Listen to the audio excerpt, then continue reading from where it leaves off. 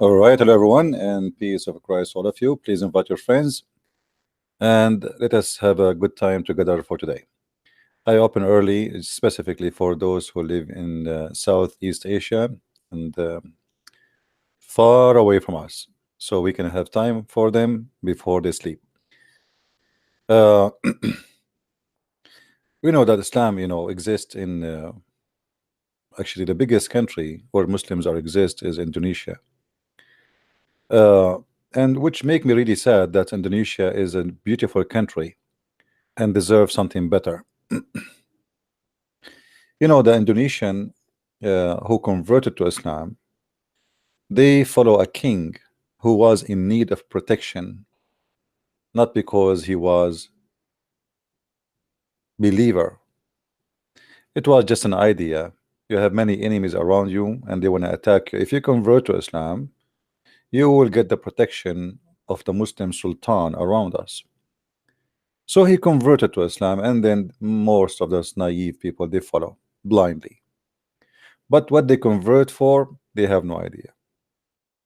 Same as those in India, same as those in the Philippines, they have no idea what Islam is about. And here is the proof. My Skype is open. If there's any one of those countries from Asia, Malaysia, India, whatever, Thailand, any country, Philippines, if you think you have the courage and the knowledge to call us and show us one reason, just one reason to believe Islam, I will be happy to hear you.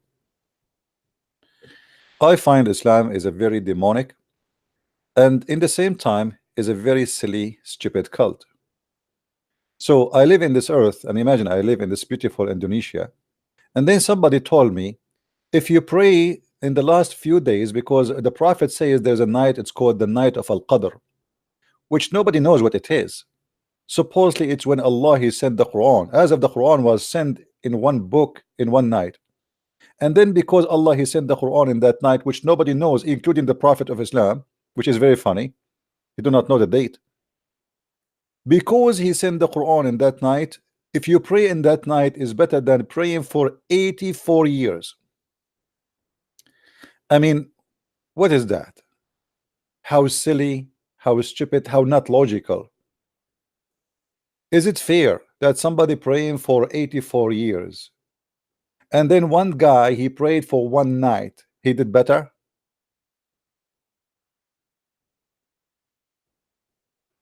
So if you are a Muslim and you have the courage and the knowledge, please, people from Indonesia, India, Philippines, etc., share the link with your Facebook people so we can get more people here. As you see, we open in special time now just for you, early in the morning for me, so we can share and give you time to be with us live.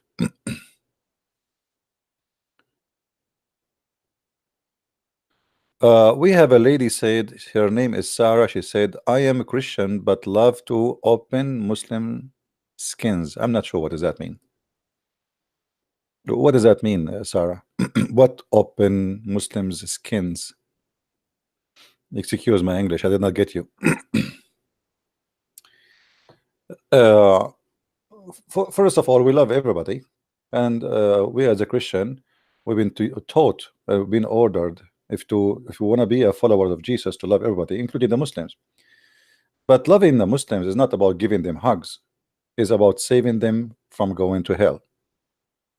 This is how you love people, not by giving them hugs. So some Christians, they turn the love of Jesus to something silly. So we love you, okay, you love him, but you don't dare to say to him that you are going to go to hell. We love you, but we don't dare to say to you that if you don't follow Jesus, you are not going to be saved. So we love you in which way? What does that mean? So if you are a Christian and you love the Muslims, you love anyone, then you try your best to save that person you love. So let us not to make the word love empty from its meaning. Okay, Sarah, I get you. Sorry, I'm just asking what do you mean? Because many Christians, they use the word love and became empty, like it's not what Jesus meant.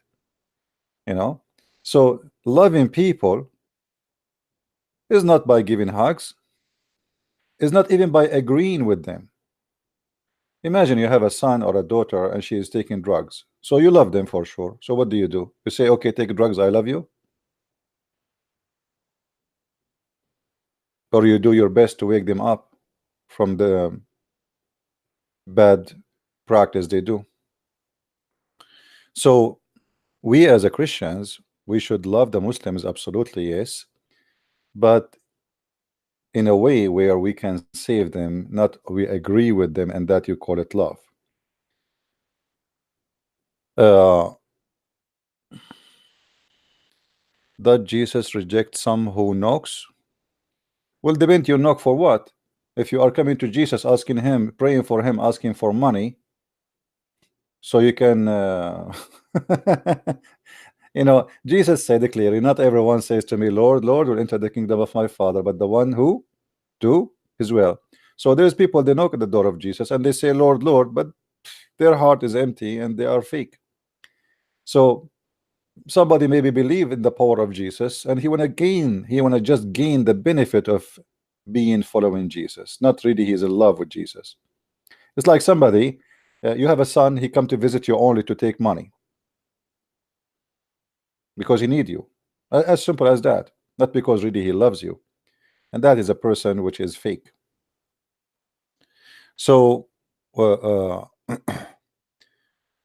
and it's not for me to say who is Jesus will reject, who is will could accept, but for sure, as I know from the Bible, whoever accept him and believe in him from his heart, he is accepted.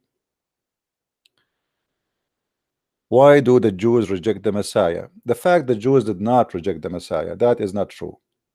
All of you, including me, we are a Christian because of the Jews. They brought the Bible to us. All the apostles of Jesus, they were Jews. So remember that always. And the major number of the Jews already they are Christians. This is why the Jews now they are less than 20 millions. So it's not fair to say the Jews rejected the Messiah. So look what we do. We forget the millions and the millions of Jews who became Christians, and we remember only the Jews who they are not accepting the Messiah, and then we judge all the Jews, because those who accepted the Messiah, by the way, still they are Jews. We call them Messianic Jews. All right, so they are Jews. What do you think about a vicina? I'm not sure what does that mean. I'm not sure what that word mean, my friend.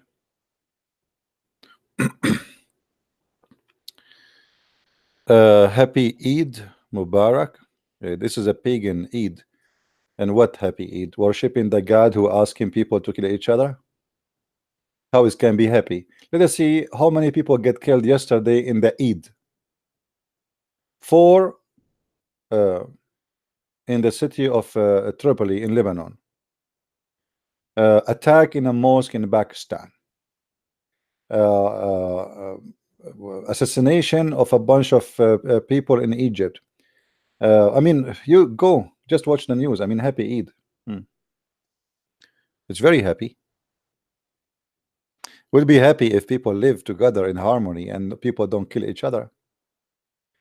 In the month of Ramadan, actually, most of the attack, the most aggressive attacks Muslims they do, it was in Ramadan. The attack in Israel, it was in Ramadan. The attacks of Muhammad, it was in Ramadan.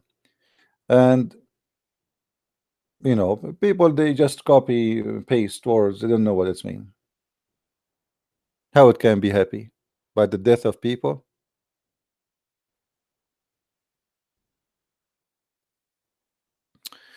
We have Mr. Barton. In your opinion, why every Muslim so hard to use logic about Islam? My friend, in order to use logic, you have first to believe in logic. Muslims are not even allowed to believe in something called logic. Do you know that the one who believe in logic, they call him kafir? Maybe you do not know that. So if you are a person who believe in logic, according to Islam or a philosophy, that's mean you are a kafir. You are not a Muslim. So what logic? So let us make it simple for you. It's not logical to believe in logic in Islam. Because this is against Islam. When you say the word logic, The word itself is not Islamic. The belief itself is not Islamic. The idea itself is not Islamic. Therefore, it is totally rejected because Islam reject anything is not Islamic. And here you see the hypocrisy of Islam. Islam reject anything is not practiced by the Prophet. Islam forbid Muslims from listening to music, watching TV, even listening to radio. But all Muslims, they do all those. And not only that, Muslims do dance, Muslims they have parties, and Muslims even they wear skirts, and Muslims they go and jump in the beach in the bikini, and Muslims they use tens of kilograms of makeup in their faces, and women they have perfume, and women she take hair from her face, which means nobody follow in Islam. But don't talk about logic. The second you talk about logic, they will be upset from you. But all the things you do against Islam, it's okay. Are you getting my point?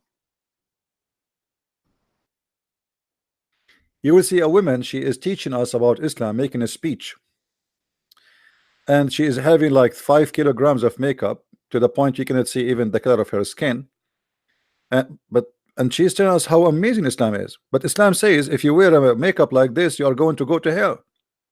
Islam says that a woman who put a perfume, according to Muhammad, she is a prostitute. So the Muslims, the logic of Muslims, we say things to you about Islam, but we ourselves we don't believe in it. Because if you believe in it, you follow it.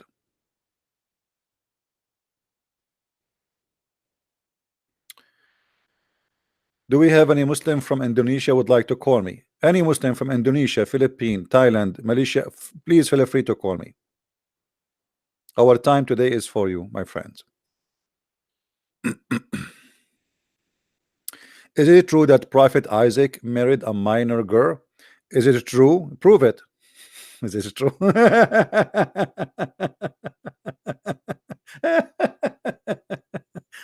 I mean, you know, people are really funny. Imagine you go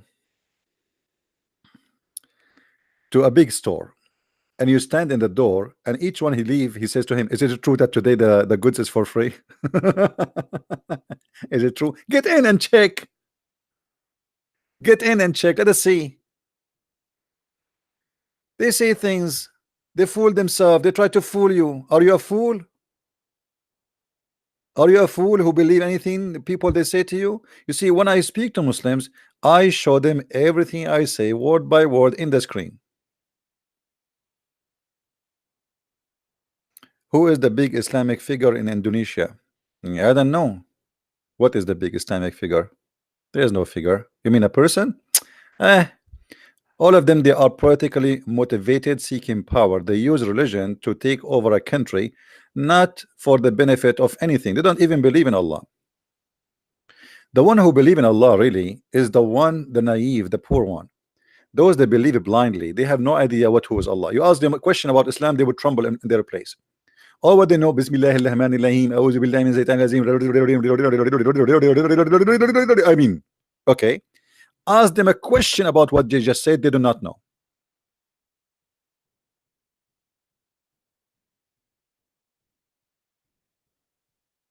And by the way, there is a Abdul, somebody sent me in Skype saying that this Abdul, he sent a request to debate me in June 29th.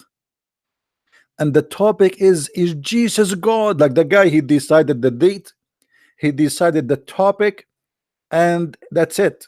Is Jesus God? Do you know why they do that? Do you know why they do that? Because they are terrified. He don't want to talk about anything. Is Jesus God? So we cannot debate about if Allah is God? Only about Jesus is God? Okay, you can call me anytime. There's no need for 29th of June. If you are really brave, you can call me now. You can call me tomorrow. You can call me anytime. For me, I do not need to prepare. But maybe for you, you need a 1 month to prepare.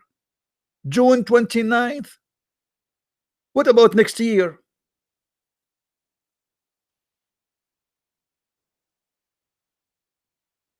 Do it next year, brother. At least you can print more papers from YouTube and from Google. You go to website and you read why Jesus is not God, and then you just giving me questions one after one. 10 reasons Jesus is not God. First, God is not born. Who said to you that God is born? We don't believe in that.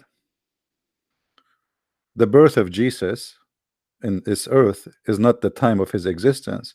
This is the time he came to us. But Jesus said, before Abraham I am. So look how silly they are. They want to debate you only if Jesus is God and about the Trinity. This is two topic Muslims don't dare to change, to get out of it, because they are afraid that you might ask them about the stupid cult of Islam. So is Jesus is God? Yes, Jesus is God. Call me right now. And there's no need to tell us in the 29th of January, of June, sorry. I am here almost every day. You will not miss me. And you can call me right now. So I find it very funny when the Muslims, there is a guy, he made an article challenging me for more than 10 years to debate me, but he never show up. I mean, do you see how brave they are? It's just to make an article. I challenge the Christian Prince. All of them, they challenge me. I'm here. My Skype is open. Did you see any Muslim who claimed to be a person who have knowledge? He opened his Skype and he challenged people to call. Actually, there's a guy from Philippines. As long we are, we are saying good morning Philippines today. His name is Rashid Indesan. Rashid Indesan. He make videos. Where is the Christians? Who wanna answer me? Like Mimi Hijab. Answer me. Show me. Silence me. We challenge him. He never show up. He will never dare to do it. The same as Shabir Ali. The same the rest of them. Now this guy, I made a video for him. He did not respond. I made the second video. He did not respond. I posted in his Facebook. He did not respond. Then we called him at home. What we did? We called him at home. And do you know what he said? Let me find you the video. You will not believe it what he said to me. Those are the ones who wanna prove is and they wanna convert you to Islam in Philippines. They are an idiot. They have no. The reason he is a trembling in his bed because he knew he's no match. Let us find the video.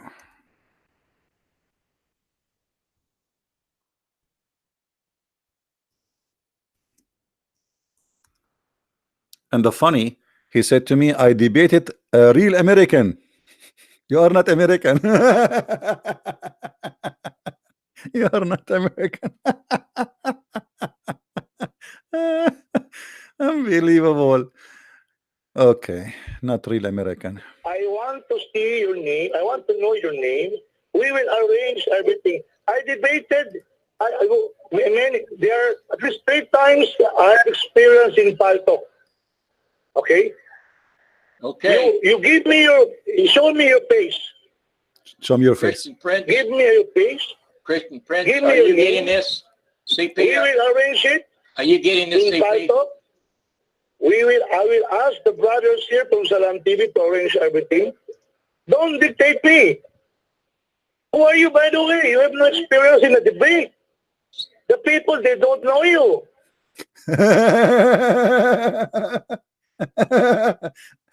When I heard this, I was dying from laughing. By the way, you have no experience in debate. People do not know you. That's a good one. Unbelievable. By the way, you have no experience in debate. Hello? You have no experience in debate. What's wrong with you? So this is the guy who is make himself like a big guy in the Philippines, challenging the Christian. The second he heard my name. By the way, you don't have experience in debate. How I can debate you?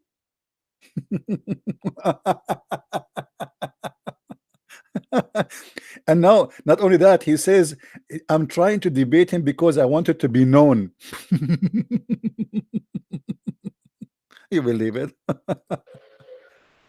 Your beliefs.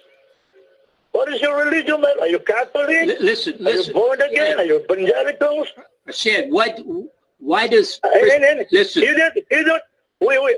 So you want to debate me, and I don't even know the topic. why does CP's face have anything to do with it? Come on. No. Look, Why do you want to see his face? You want to have no debate right to debate. You have no right to dictate me because you want to this is debate not the way you want I to debate people. You want to debate his Okay. face, or you want to debate him? Look, I want to debate, but because number one, my method is like this. There will be a pre-debate conference. Number one. Number two, after that, we sign a contract. Sign a Okay. contract. You sign a Number contract. three, at least I know you. Guys, we sign a contract. We need to sign a contract to debate. Have you ever heard of this? I mean, this guy is making the mission impossible. He was making videos, says, who a Christian want to debate me? Why Christians are not responding? And the second we jump in his face, he want to sign the contract. He want to see my face. I will know you. I will see your face. I will know you. I never debated with anyone. Why do you want to I debate? do not know. I say, what, Abdul? Why do you want to debate? Why do you want to debate his face? You don't want you don't need to see his face. Why are you to tell me like that? It is my method. It's not a face. Face. It's my Yeah, method. faces don't talk. Yeah. Faces don't talk. Even the Christian evangelicals You- in YouTube. Are you saying? in this manner? Are you coward? Unlike Are you your manner. coward? Are you a coward? Huh? Are you coward? No, you are the one who's coward. You have no experience in the debate. I have no experience Do in you have debate. experience in the debate? You have experience in debate? You are new fight. Do you have experience in debate? Do you? You have experience? CP, Do you want you? to say anything? Do you have experience? No, I don't have experience. What does have to do with debating me? If I don't have experience, that's good for you. You will win. Where's You want to talk? You want to? where's your Let me talk to him, Canon. Mr. Rashid, listen. My name is a Christian Prince. I am a book author. My first book is called The Deception of Allah.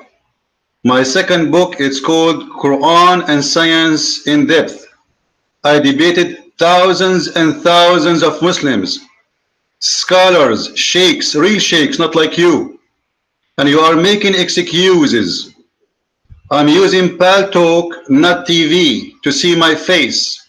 So we are waiting for you in the chat room right now. If you are really brave, remember I cannot hear you, by the way. If you are really brave, or what we are asking you to do, bring your knowledge. I don't want your face. I don't care for your face. This is your face. You can use it for a beauty queen, for gays and lesbian. I am not interested in your face. I am interested in your knowledge and in your answers. And the case the same for me. All what you want is my answers. You want to see how experienced I am? Ask everybody. Type my name in Google. You will see I am the nightmare of Islam. And you are shaking because you notice that you are no match. I did not accuse you of anything. I'm stating facts. You make a challenge for the Christians to answer you, and you did not respond even to my video because you know you cannot. You know that I gave a stronger proofs and you are no match. However, we have hundreds of people here waiting for you, Christians and Muslims, and people will be so disappointed if you don't show up. The face excuse is just an excuse. People here are laughing because you do not need to debate me with my face. You need to debate with my answers. If you are really powerful, you will win. Correct, guys? People who they are listening. If he is really a true scholar, he will win. With my face, without my face, who care? You will make victory for Allah. Are you saying that your Allah will not support you unless I come to you with my face? Are you saying you are guaranteeing losership in this battle because my face is not showing? Nonsense. Everybody is laughing. So listen, I will give you the microphone back. I cannot hear you right now because we are using the chat room to speak to you.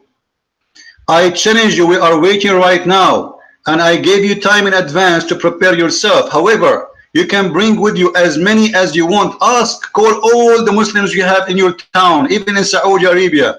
I am the Christian Prince. I am the nightmare of Islam, and none of you can debate me. And this is why you are trying to find an excuse so you can run away. However, you are more than welcome to prove that you are really a scholar. You are more than welcome to prove that you know more than me. You are more than welcome to prove me wrong. And you are more than welcome to prove Islam to be right. However, I'm going to do the same. I am going to prove that you are no scholar and you have no knowledge in Islam and you do not know even how to read Arabic, even though you act as if you are reading Arabic in the video. So bring with you whatever you want, whoever you want, and I promise you, we will treat you with respect in the chat room. Nobody will call you a name. We will call you Sheikh with all the respect. So be the man. We are waiting. The mic is yours. You're a coward. You're a coward. You heard him. You heard CP. Are you there? Yeah, I'm still here. It's your mic. No. Yeah, I'm here. I'm here. Your mic. Speak. I'm here. But you see, listen. If you are really a good Christian, you will not be like this. I even doubt if you're a Christian, really. I have a lot of friends here who are Christian, but I'm not. You see, if you are a good Christian, you don't get Islam busted. This is the good Christian. Good Christian is somebody who do not know Christianity and they do not know Islam. This is what the good Christian for them. They make fun of you 24 hours, 7 days a week for being a Christian. How stupid you are. You believe in Jesus, that is God. You are stupid. And the second you start getting them busted, it's the same second they say to you, you are not good Christian. Why you are not good Christian? Why you are not good Christian, huh? Why? Is that what Jesus told you? Huh? So they don't want you to listen to what Jesus says to you in the Bible all the time, 24 hours, 7 days a week. The second you start the spanking is the same second they say, he's not a good Christian. I'm not going to talk to you. What a Mickey Mouse show. And not only that, later he says to us, he debated a real American. You believe it? He debated a real American. Mean, are you sure? A real American? Yes, brother. He debated a real American. You. There's an evangelical, a missionary, American evangelicals. Why don't you debate? Every week we talk. Why don't you debate? You can see it in YouTube. Are you a coward? Don't you want to debate? But at least, no, you're a coward. You're the one who coward. You come on, people debate. know me. Well, come on. People know my name. I'm not hiding everything. Why are you not debating? They know my face. I just want to see your face, man. Why you want to not debate? Just give me your name, man. We will arrange everything. No. At the end, I said to him, okay, you know what? Just for your sake, just for you. I never did that before. Honestly, you will hear it in the video. I said, come and I will open my camera for you. You believe it? Honestly, I said that in the video. I said, okay, come. Just to show everybody that he is just making an excuse. I know he will not come anyway. Come and I will open the camera. He ran away. On TV to arrange everything. No. No. You have no right to dictate me. By the way, who are you? You don't want to debate? You don't have everything. We're waiting. Canon, tell him, the coward, just to show everybody that he's making an excuse. Come to my room and I will show you my face. Come to my room right now and I will show you my face. I'm going to show everybody that you are a coward. You will not show up anyway. Come to my room right now and you will see my face. I will show you my face and my shoulder and my 2 ears and my nose and my teeth. And you can count them one by one. Now be a man. All the excuses is gone. If you don't show up, Mr. Rashid, this is going to be posted in YouTube. You are exposed big time. You are a coward and you are calling others cowards. And I can see that your knee is shaking and your feet is in trouble. You do not know what to do. You are asking yourself, God, Allah, where this coming from me? Look, your Allah is not helping you. Come to my chat room right now and see my face. Now, do you have more excuses? My name is a Christian Prince. You want to see my face? I will show you my face. What do you want more? I'm not going to strip for you. I'm warning you, I'm not a gay. So come to the chat room and debate me. Be a man. Bring the best of you. People, they will laugh at you after this. We are going to post it in YouTube. Do you understand? The mic is yours. I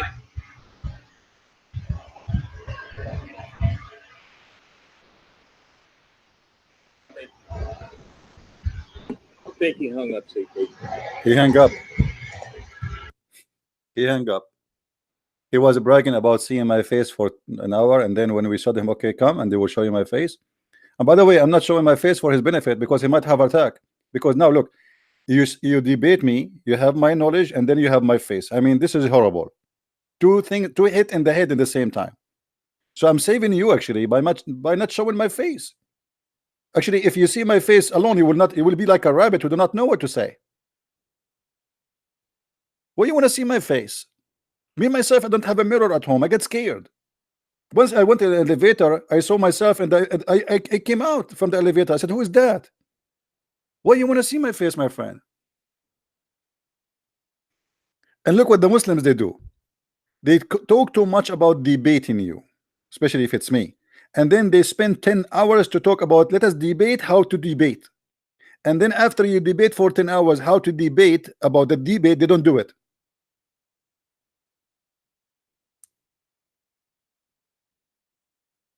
Like the guy yesterday, the Indian guy.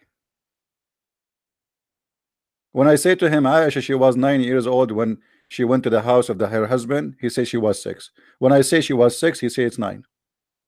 Just say anything, they will say the opposite. Say it's night, they say it's day. And this is why I have I don't debate Muslims, I play with them. A Muslim is like a kid. You say to him, this is a tree, he says it's a grass. You say it's a grass, he says tree.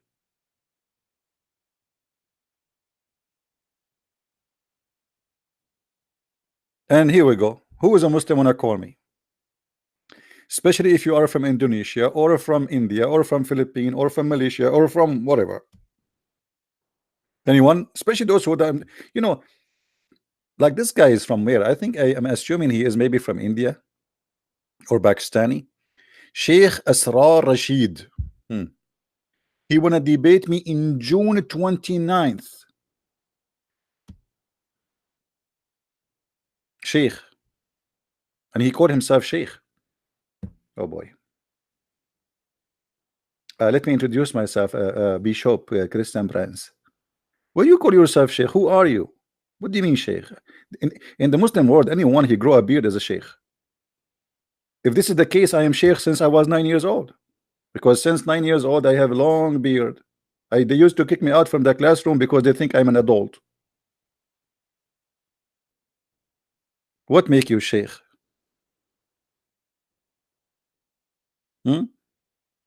Anyone he grow a beard, he go to the mosque, he get a sari, and he pray in the front, they call him a Sheikh. Yeah.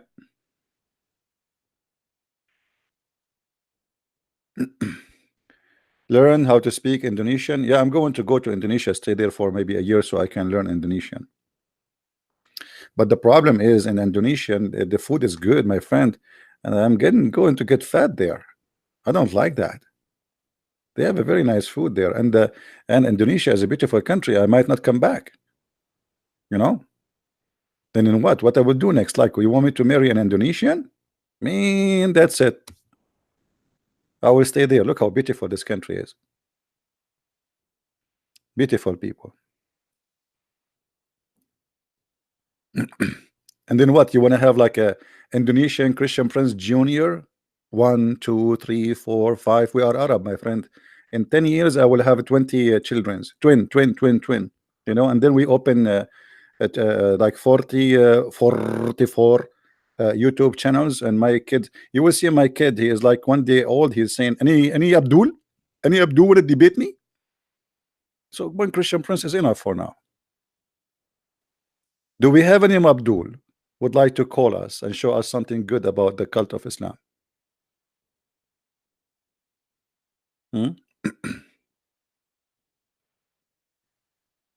No, I know Indonesian people are very nice people too, actually. Actually, all I love all of Asia, you know, and actually I love their food too. Now there is things in everywhere you might like, you might not like, and the same as in America. There's things you like, you don't like. Same as in the Middle East, things you like, you don't like. But generally speaking, uh, people they are very beautiful. And when I'm talking about beautiful, I'm not talking really about looking, even though they are good looking. But I'm talking about how beautiful their heart. They are good people. They have a good heart, and they deserve better than the cult of Islam. And that's why really I wanted to do my best to speak to people who they are from India, from Pakistan, from Indonesia, so they might learn something which is will be useful for them about the cult of Islam. Uh, and here we go. We offer any Muslim from those countries. Why you don't ask from your country, the ones, I mean, Indonesia or Malaysia, whatever. Why don't ask a guy who claimed to be a big shot, like he'll have a long beard, to come and debate me? That would be wonderful. And then let all Indonesian or Indian or Zakir Naik, we offer him to debate me. He said, I need to bring with me 2,000 people. My friend, I have hard time to pay for my airline ticket. You want me to bring 2,000 people with me? And who is the crazy you want to go with me? 2,000 people. And who is going to pay for them? 2,000 people will fly with Christian Prince. Why? He is Noah? I will take the ship of Noah? Even the ship of Noah will not fit.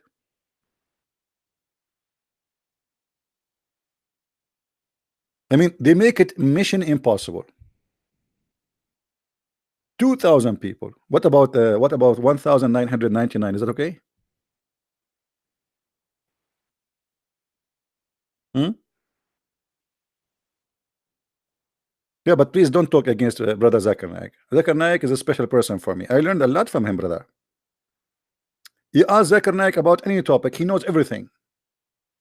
Anything.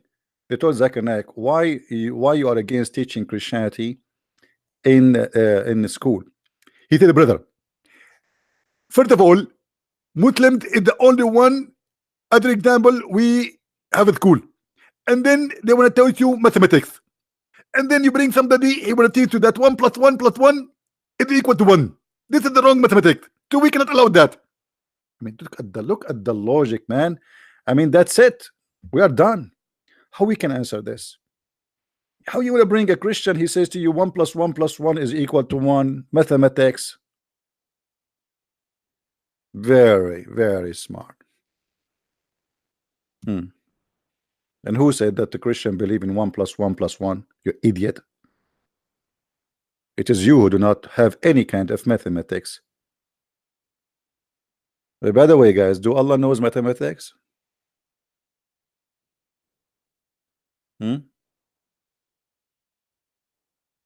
No, I cannot call him. Last time I called him, he swear by Allah, if I call him again, he will take a shower naked. And that's really scary. Until now, he's doing it with his clothes.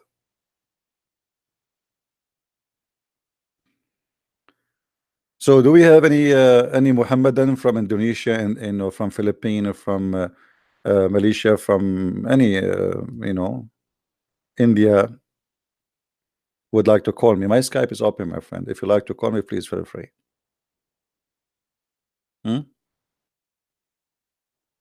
Anyone?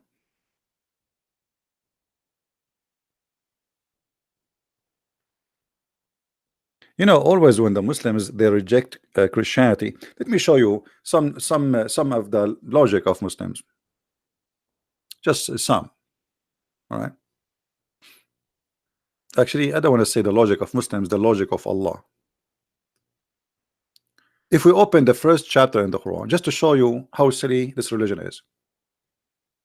Allah said, in the name of Allah. What? Allah, he said, in the name of Allah. Who is that? And then Allah, he says, the most beneficent, the most merciful. And then he says, all the praise be to Allah. Thanks to Allah. Allah saying all of this to himself. That's crazy. I mean, this is the first page in the Quran. The first page is a comedy. And then Allah, he says, you alone we worship. A Muslim, he might say to you, this is a prayer. Show me where it says that this is a prayer. Does it say pray like this? Anywhere it says in the Quran, when Allah he says to Muhammad, say, it says say, qul. I don't see anywhere it says say. Do you see it? So what kind of Quran this Quran is? How we can believe in this? This is the first page. What about the second page? The chapter of the cow. Don't remind me, please.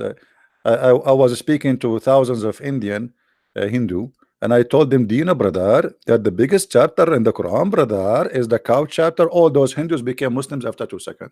I will never do that again. Big mistake. The biggest chapter in the Quran is the cow chapter. And why we call it the cow? Anyone knows why we call it the cow? Why it's called the cow? Who's a Muslim want to tell us? What is the secret behind calling the chapter the cow? Hello? Hello?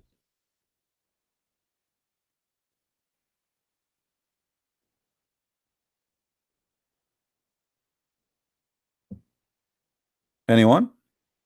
Any Muslim? According to the Quran, if you have a dead body, you can beat him by cow beef and he come back to life. And actually, hold on, the Muslims, they made an article about science in the Quran. Hold on. Just to show you the deception.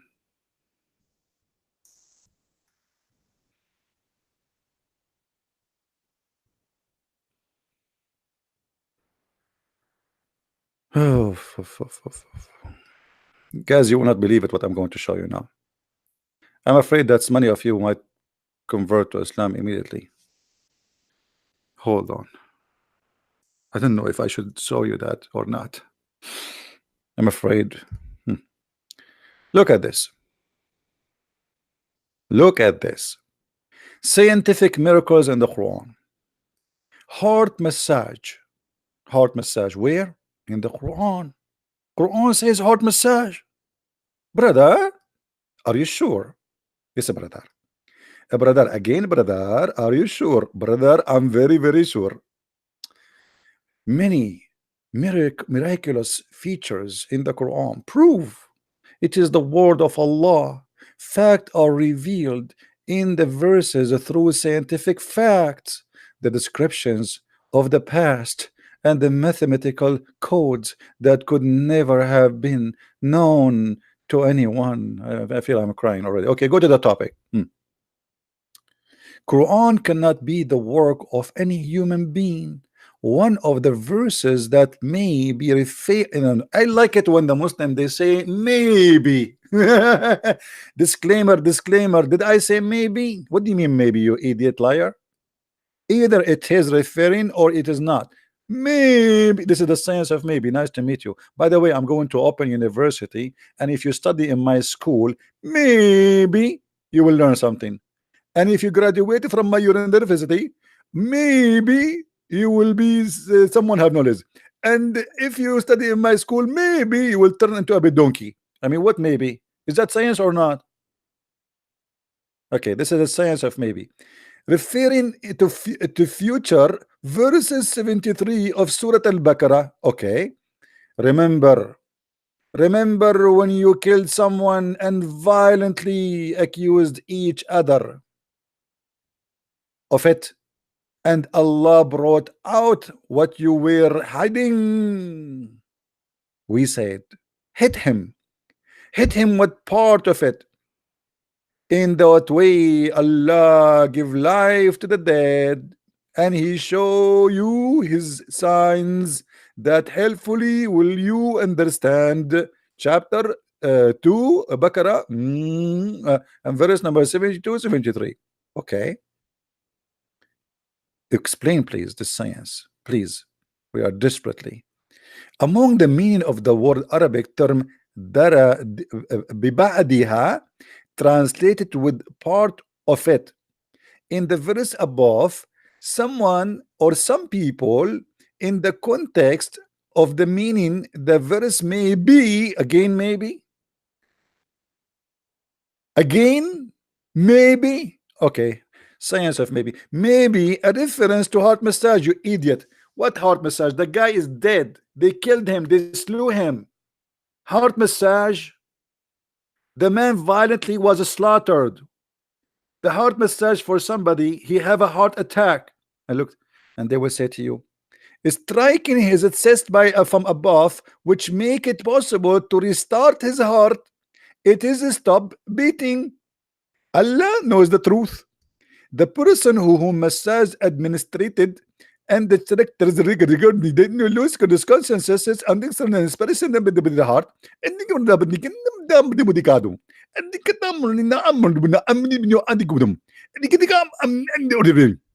okay, but the guy is not dead by heart attack. You see how they try to fool you? The Quran is speaking about a fictional story about a guy being slaughtered, and we bring some beef and we hit him with it, not in his chest, hit him all over his body. Do you see in the verse where it says hit him in his chest? And the guy was killed by a sword. What does this have to do with heart massage?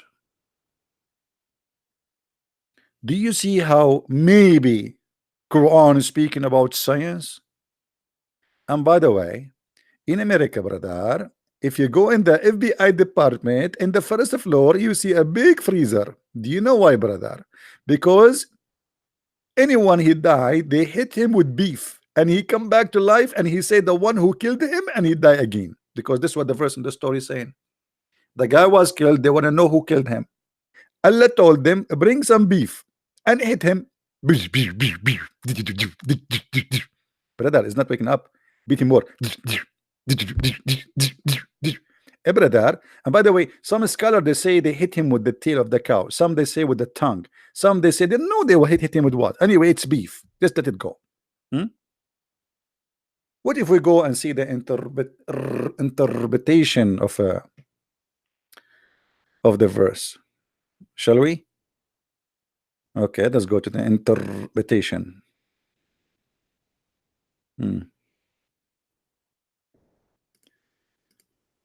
Oh boy. Maybe.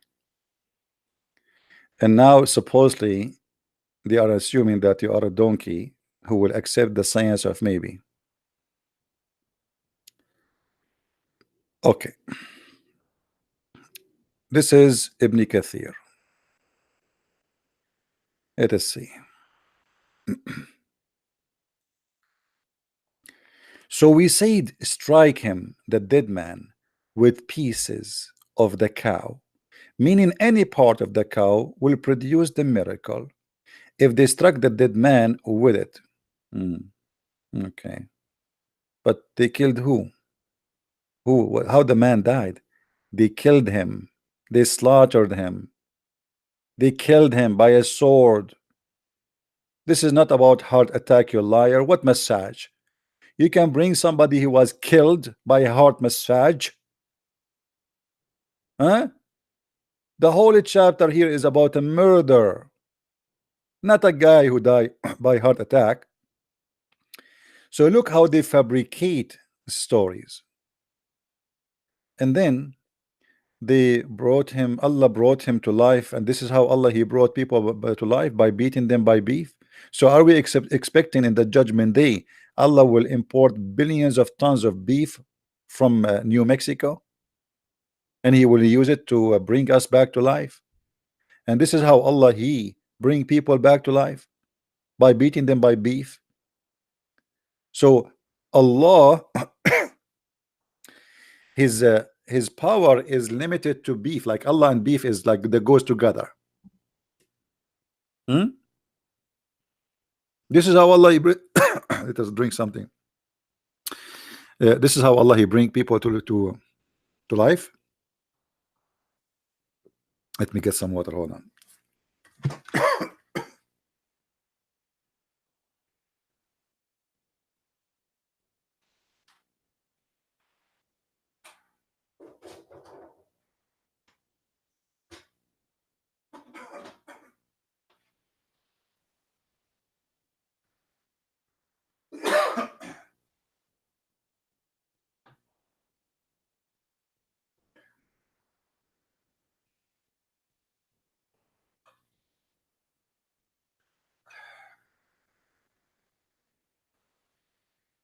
All right. I brought water. It is beef free. So how we can believe in this? But here, by the way, you notice how they fabricate stories just in order to fool you. No dignity, no honesty. They are willing to make anything, to say anything, just to make you a believer. So they make it from a stupid story in the Quran. Suddenly, it became science. Suddenly, it is a science.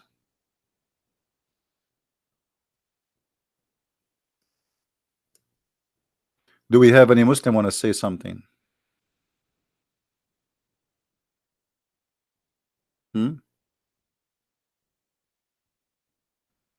Anyone?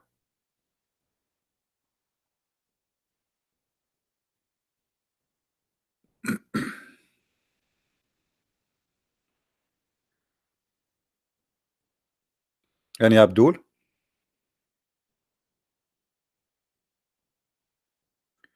All the claim of scientific miracles is nothing but a lie. And we challenge any Muslim, by the way, to prove to us one of them to be truthful. Just one. And by the way, why Allah he need beef to resurrect somebody from death? Yesterday I bought a ground beef from Walmart. Can I use it? Like if I hit him with a can. By the way, if you are at home, always get extra beef at home. God forbid somebody from your family die, you hit him with beef, you bring him back to life. Actually, I'm going to open a clinic. It's called beef beating. You have somebody die, you bring him to me, I beat him with beef, he come back to life. I mean, this is very easy, do not need a degree.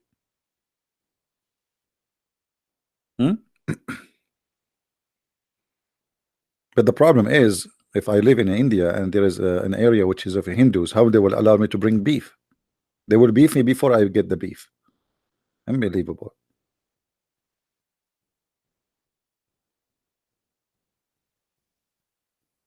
Can you call me Hassan? Hassan, are you the person who left Islam before? You called me before you left Islam, right? Are you? Okay, my friend, let us see. Hello? Hello, CP. How are you, my friend? I'm fine, and you? I'm not fine because Why? I don't have beef. I have only ground beef. What we would do? How many hairs do you have? How many what? How many hairs do you have? Oh, how many hairs? That's a lot, man. This I cannot count them. Trust me, a lot. You know. Yeah, I remember. Like, I know. But are you going to talk about Musas who refused to die? You know who I am? You know, right? I don't know. I'm not sure. Are you the guy who left Islam before here? You called me before, or not? Different person? I was that Shia guy. The Shia. Yeah. So yes. Yeah. Okay. So yeah. You're a Shia from Lebanon or from Iraq? You're from Lebanon or Iraq? I don't want to disclose much information about myself. I understand. No problem. Go ahead. What do you want to say to us? So yeah, now I'm not sure what to believe. You know, after those two last calls, like yeah. Yeah, I remember you're a Christian, but you decided to leave Islam, but you know, because forgive me, really, there's a lot of people who call me and leave Islam, so it's hard to remember. Did you become a Christian or not yet? I think you did not, right? No, I'm just asking you to know if you remember or not. it's actually not a problem. But yeah, but no, I'm actually really confused now. I'm searching for the truth, but I don't know. It's so difficult. Like nothing makes sense for me. Not any religion, you know. But you Even know, when we say atheism, it's when we say really strange. make sense, what makes sense? What does that mean? I mean, like logical. For example, if I think about Islam, yeah, it's not logical that forget about Islam. Islam is, you know, Christianity. because you left Islam just now. Briefly, I will mention it. For example, about Islam, that the Christianity became corrupted, and Allah didn't protect His books and the Torah, Injil. That doesn't make sense. And Jesus is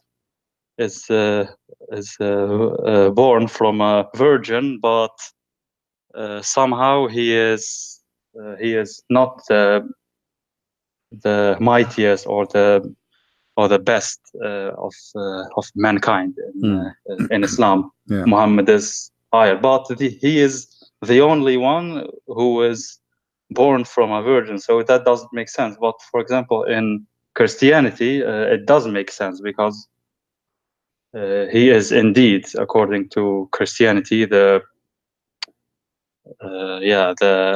how do you know, the word, he is God, they believe. So it makes sense that only he has a miraculous birth. So okay, that's for Islam, but for the rest, Christianity, Judaism, I don't know. It's So Christianity does not make sense to you too?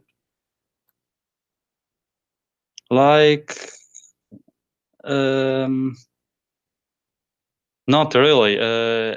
It makes more sense than Islam, but because they believe in the Torah, right? It is not corrupted, according to you. Like it's, you have the same Bible as the Jews, maybe a different interpretation, but it is not like, we don't accept it like Muslims. So what prevent you from becoming a Christian? What is the issue with believing Christianity? I don't know. I mean, God is almighty, but why is there so much evil in this world? Like God is almighty, his mercy is complete, his rahmah. Okay, let me have a little talk with you. You know, but if you woke up today, my friend, you know, Hassan, you woke up in the morning, okay? You make your tea, you drink your coffee, and then you want to do like some activities as a human. You know, you have energy, you want to burn. So when we speak about evil, why we blame always the evil for God, and we don't remember that we are the one who do the evil, not God. So if we can start my day, me and you, in different way. I drink my coffee, I do something good to help people. Like now, I give my time for people to speak to them, or I can go and take a gun and start shooting people. So who is the one who told you to do that? Like, did the God of the Christians says take your gun and shoot people around you? No. So if the God to blame, then if he says that, then yes, we can say, well, we have to blame God, because this guy, he did it because his God told him to do that. It was God, whoever that God is, regardless. But if it's not, then we cannot blame God for it. We blame the man or the woman who did evil. So when we do evil, we will be taken accountable for our evil. And the weird about us, that when something good happened to us, we claim it. Okay, I was smart, I was successful, I was etc.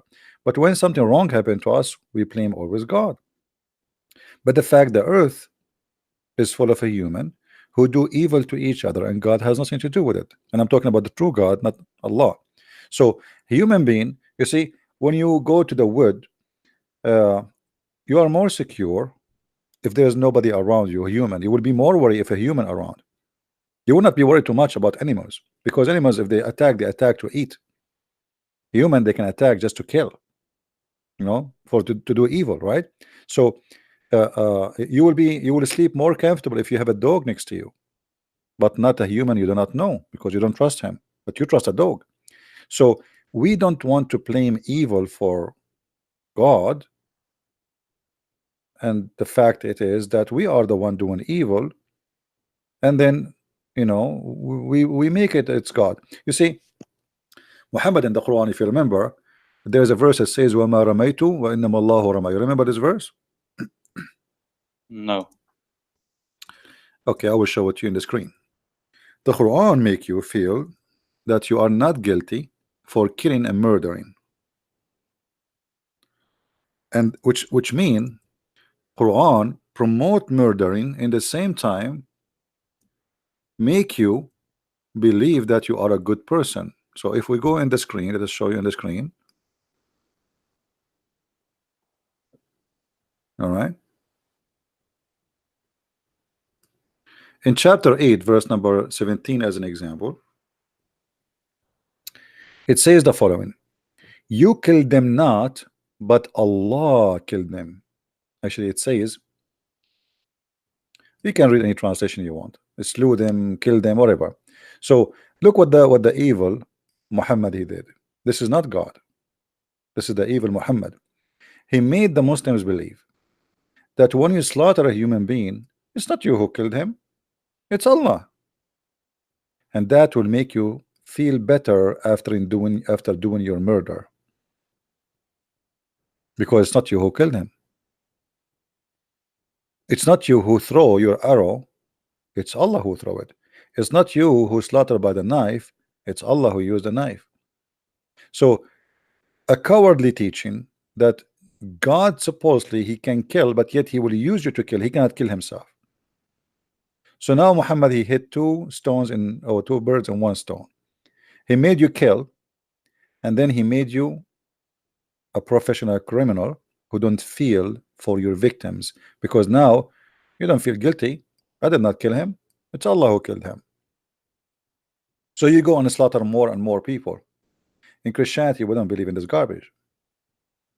The one who live by the sword will die by the sword, which means you kill, you will be killed. So what Okay, but what about quakes, for example, or this is the nature of the earth. natural No, my disasters like Japan, or yeah, you know, those disasters. Like, my friend, why okay, do these happen? God is almighty. No, he the earth. No, actually, he can stop no, evil. no. Right? This is not Because evil. he's No, almighty, earthquake have nothing to do with evil, unless God is doing it in purpose to punish somebody. But earthquake is something natural, happen actually to keep the earth healthy. Actually, if the earthquake happen in this earth, it means the earth is dead and we will die. So the earth having earthquake to avoid to be explode like a bomb, same as volcano.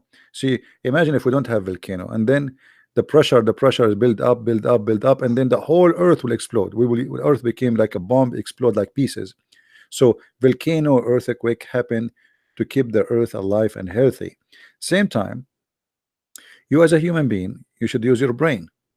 Why you want to go and live in an earthquake area and you build house from stones? Build it from material which will not really kill you if an earthquake happen. So as an example, in California they have a lot of earthquake. A human being need to learn that this area I live in has earthquake because of the location, not because anything. If you go a different place, there's no earthquake. In California there's so every area is different. You live in an area, you choose the area, nobody force you to choose it. You don't like the earthquake area, go, don't stay there. So you inhabitate an area, have earthquake, and then you complain about earthquake. Why you do that? You don't like it, go to a different place. Same time, build your house from material which earthquake cannot hurt you. If you make it from wood, then there's no concrete will fill in the top of your head. Or if you make it from concrete, but you make it in the right way, today we have engineering, etc., so earthquake will not really do harm. In Japan, every day they have 2,000, an average of 2,000 earthquake a day. Many of them they don't feel them, and a few of them they feel them, but that have nothing to do with God. Okay, yeah, I don't know. See, this is I not. mean, evil, killing, and yeah, you know, killing. Like God is Almighty, so why doesn't He stop all those killings happening? You know, Why he will stop it? Why he will stop it? Muslims No. Why you in name want of him? Islam, Okay, why you want him to stop it? because his No, you mercy see, is complete, is no, perfect. it's still He because is no. perfectly All right, you see, merciful. Right? what about Jesus? Jesus himself, he was murdered, correct? He was murdered. According to Christianity, Yes, yes. he did nothing. Okay, this is our God himself. He was murdered. He did not stop it. Imagine. So, you know, you are going to be taken accountable for your act, and this is the point of all belief. If God he involved in telling you what to do and forcing you what to do, then what the point of there is a reward and there is a punishment? So the one who got killed in Christianity is not his blood is not gone for nothing. They killed all the apostle of Jesus. God did not intervene. They killed them, they tortured them, they feed them even to animals. They feed them, and still the Christian, they see themselves dying and still they believe in Jesus. They did not say what you are saying. Why? Because simply that is not evil for them. Yes, they are doing evil, but death is not the end. Death, it might be actually your ticket for something better. So yes, he did evil to me, but I will get a better reward from the evil he did to me. They can kill the body, but our life is not based on the body only.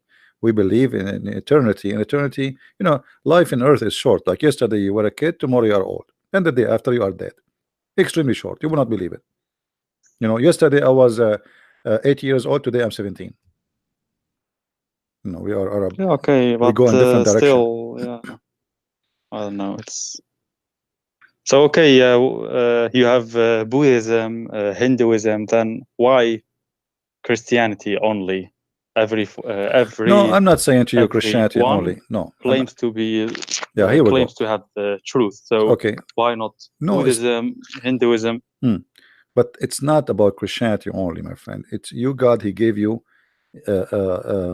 opportunity to take decisions, and there is opportunity to choose. What do you want? You want Hinduism? Okay, take Hinduism. You want Christianity? Take it. But as you said, everyone believe that he is the right one, but still it's you who will take a decision. So let us say we have a bus stations full of buses. There's many buses, many direction, and every bus promise you, okay, you go on this bus, etc. But God, he gave you a lot of opportunity to find out who is the one who bring the truth. So when you want to believe in something, you have to examine that thing, not only just say, okay, there's many options, I choose one. You have to choose, and you have to be smart, and you will be responsible for your decision. All what life is about decision. The first thing in the morning, when you cross the street, you have to make decision. Look right, look left, otherwise somebody will hit you, even though he don't want to kill you. So life is about decision. When you get married, you might make a good decision, you might make a bad decision. But when it's come to believe, there is tons of evidence will lead you into something, which is that belief. So you have to examine those evidence. The same as Islam. There's many believe in Islam. But I have actually examined, but I get so confused. I have looked at Hinduism, Buddhism, Christianity also, and Islam, of course, even atheism, no religion, humanism. But I don't know. It's I can't find an answer to why I am here, and that it really makes sense. I advise you, and Hassan. what Hassan, the goal is. I advise and you. everything. I advise you. First, you have to reach a point where you want to believe in God or not. Okay, so if you decide I there's no believe God, in God. okay, I believe in so God. if you believe in God, I will make it easier for you. What about you pray to God? Don't name him. Pray to him, say, God help me where I should go. Pray from your heart. And I believe that God, he will answer you. The true God, he's there. So as long you are not an atheist and you believe there's God is exist, then let us ask this God who is exist, whoever he is, to help us. He will help you. You know, he will. For me, Yeah. this God is. Atheism doesn't make sense, you know, atheism, because I think, yeah, I don't know. It's It not about can't make be sense. like It's not about like a making sense. coincidence. It's not about We making sense exist, only. You and see. from nothing we suddenly came to existence. I don't know. Let me That ask you. doesn't make sense for me. So. When we talk about make sense, I will ask you. Have you ever heard of a family? They have a child who this child hurt his parents badly. Maybe he stole their money, even maybe he killed them, maybe even he dumped them in the street after they spent all their money on him. There's a lot of people do that, right? But There are, yes. doesn't make sense. That doesn't make sense. So our life is full of things does not make sense, but it's not the reason really to accept or to reject. It's what is right. So I reject not to be good to my parents because this is wrong, not what makes sense. Actually, it make more sense to be selfish because okay, why I want to spend my money in somebody? Okay, they gave birth to me, so what? Here we go. They were having sex together in the bed, enjoying each other, and now they have me. So I can give my sense my own logic, but I will reject that because what makes sense based on selfishness is you keep your money for yourself. You don't give it to your parents. Why you want to give it to them? You are a different person. You worship yourself. So it makes sense based in what you believe. It does not make sense if you are a person who is selfish. Why somebody like somebody he made a donation for me? Okay, it doesn't make sense. He should keep his money for himself. I mean, this guy he did not find his money in the street. Why is giving the money to someone he don't even know? That doesn't make sense. So it makes sense or does not make sense. It depends on you how you think. So For me, I mean, yes, okay, you are right on this one. For me, okay, yes, true. Like for me, it doesn't make sense. So what now? For example, no, but you have to deal with yeah. the logic you are coming with, because as I said, you are coming what does not make sense because you don't want to see the other side of the story. You see, like when I see the moon and the moon have light reflection, and then it does not make sense if you say to me that the other side of the moon is dark because I didn't see that. So, but does not mean it's wrong to believe that the other moon side is dark, but it does not make sense because I don't see it. So, what makes sense, it might be wrong too. This is what my point. So, True. Yes. it's Yes. not about just I making agree. sense. I agree. It does not make sense to say to me that the sun does not set because I see it every day. I see it with my own eyes. It's set, but the fact it does not. So sense is something you sense it the way you want to sense it. So when somebody we say he is in love, it doesn't make sense that the guy he is going crazy to marry this girl. Like what? She is the only girl in this world. Maybe she is not even good looking, yet he is crazy about her. It doesn't make sense, but it makes sense to him. Yeah. True. So yeah. Okay. we need to examine what we think is making sense for us, and we need to give ourselves a chance to see the other side of the story, which is making sense and which is not. So it does not make sense that God he created us. No, it makes sense, because life is really good, but it's us does not make sense that us making it ugly. It doesn't make sense that a guy is walking in the street, he see an old woman and he snatch her bag and he drag her behind him, and even he might even kill her. But that makes sense actually for him, for he is a criminal. He have a criminal mentality. So he decide to be selfish. He decide to take what is not his. For you, he is an idiot. He is a criminal. He is an ugly person. So every human, he justify what is sense for him as he wish. But here always we need to find a true balance. What is really makes sense for real. So what makes sense is to love. You were talking about evil. What about Jesus says love your enemy? That alone does not make sense. What do you mean love my enemy? How I can love my enemy? Somebody want to kill me, you say to me love him? So that does not make sense. But if you think about it, it make a lot of sense, because two evil will not make the world better. But somebody love and somebody hate, that one who hate, he might even change his heart, because look, I'm beating them, I'm killing them, and look, they are praying for me. That might change him to be a better person, different person. So it makes sense to be a person in love. It doesn't make sense to be a person of hate. So it's a fight between evil and good, and the God of good is the one who teaches us to love, and that is Jesus. And the rest, they are teaching us to kill each other. So now we have to make decision which one you want, the one who will bring nothing but evil, or the one who bring love to this earth.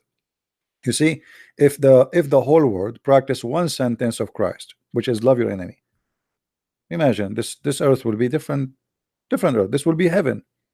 We spend in America trillions of dollars. India, Pakistan, and they are poor countries. I mean, all of those countries are poor, yet they spend a lot of money in war, equipments, when this money can be spent to feed their countries, build the schools, have a better jobs. People, they can rejoice with the money. They have the money, but they spend it in the wrong place. Why? Because everybody is worried about the evil will be done to him by his neighbor. Why? Because nobody love, and love is missing. So if we practice one sentence of Christ's teaching, all of us on this earth, no killing, no thieves, no hate, no war, no army is needed. Love your enemy. Love your enemy. There's no enemy. If everybody love his enemy, there's no enemy left. So we need to ask ourselves first, who is the one, if we follow, can change our life for better, can make me a better person? And for me, I say to you, that is Jesus. And just one sentence is enough. You see, the whole Bible in one sentence: love your enemy. Who can come with better than this? That's it. Okay, you're a wise person. I have to admit, actually, yeah, you're right. It's deep what you teach. I haven't thought about it like how you say it, but yeah. Okay, but what is your opinion about Hinduism and Buddhism? Like, I'm just curious. For me, I believe all people, they need Christ to be saved. It doesn't matter. Even the Jews who have the Bible, who have the Torah, still without Jesus, they are not saved. So anyone, not only the Hindus, anyone who don't believe in Christ, they need Jesus. And by the way, for people in the chat, but just a second, please admins, those who they are in the chat speaking in their own language, it's okay. Today we are live on air for people from Pakistan, India, Indonesia, etc. So please let them speak in their language, no problem. All right, no problem. Yes, my friend, go ahead. Will they be destroyed? What will happen with me if I die and I don't believe in Jesus, Okay. but I'm a good person, having good deeds, and you see, I'm sorry, actually, English is it's okay. It's okay, no problem. It's not my mother tongue. Okay. I struggle with my. Yeah, Hassan. Listen, nervous. Also, it's all right. Okay, wait. Listen, if I die, everyone, and I'm a good person, but I didn't believe in Jesus, but I didn't kill anyone or commit major crimes. Then you see, I believe what will let me happen answer to me? I believe God, hell, like eternal punishment. Hassan, let me Why? answer you. I believe that God is about justice, and I believe that God will be justice with you. I cannot tell you what will happen to you. but I can tell you that you are not saved. In which way? In that you will not be in the kingdom of God. But what would God would do with you? As you said, you did not kill, you did not, harm people, you did not. But that will not really clean you from all because at the end of the day we commit sin. So we might think that we are really good people, but we are not. You see, I don't claim that I'm a good person. I will never claim that, because there's no human is a good person. There's nobody. So all of us, we are sinners, but we think that we are good. You wish to have things is not yours. You might be look at women and you desire her. This is all is according to the book is sin, but you think it's okay. So in your book you think you're fine, you are doing nothing, but in the book of God. No, I mean compared with those so what we do, okay, criminals, you see, you are doing now like the same as Allah. people that you are doing torture, you are doing the same as Allah. Look what Allah did. You killed them not, but Allah, but hold on, you killed them not, but Allah killed them. So now what I do, I compare myself with somebody more disgusting from me, and that will make me feel better. So I do bad things, but my things is not like those. I mean, I'm not doing that things, but still you did. So you think you are better, but at the end of the day, dirt is dirt, clean is clean. So you have less dirt, okay, I have less dirt. So now both of us we have less dirt, but still both of us we are dirty. You know what I mean? So if you say I have less dirt, doesn't mean you are clean, my friend. So me as a Christian, when I say I'm a Christian, does not mean I'm saying I am better than you. Who said that? But because now, I understand. Compare you with for example Saddam Hussein, or you see, okay, again Hitler. No, there's no comparison, right? I mean that there's no comparison. I have sins. I have committed wrong things, but it is nowhere comparable with no with those this is, criminals. you remember I told you, cruel persons. No, I told you that always we justify things. Look what you just said. Okay, I am better than this guy. He killed many people. I killed no one. But the fact you are not. You are not, because he did many evil things. But you just said that I did commit sin too. So you are just being now. You are acting as if you are God, and you are the one who decide who can be cleaned from his guilt and who cannot. Just because you have a small ones, you are better. That's not doesn't make any difference, because at the end of the day, you have guilt and you did something wrong. So doing wrong is what preventing you from being with God. Being with God. Look, in the top of the wrong you're doing, you reject even to accept the one who want to save you. So now we have sin, we do all our life, and then God, he come to us and he says, I want to save you. You say to him, no, I don't want to believe in you. And then you are wondering why God will not take you to his heaven, and you said it's not fair. You rejected. He asked you to come. Like, well, I haven't witnessed. No, you witness already. Jesus. I witness for you. No, you witness Jesus speaking to me. You are witnessing to Jesus, my friend. I just told you about Jesus, and you don't want to accept. So you cannot say to Jesus, I never heard of you. You did. I mean, no. I mean, like seeing him. I did not see. I did not see dwelling him among us. I mean that. My friend, I did not see him. Not about gospel. I did not see him in person too. Who said to you I did see him in person? I did not, but I see him every day. Because each time I look at a human being, I see Christ in front of me.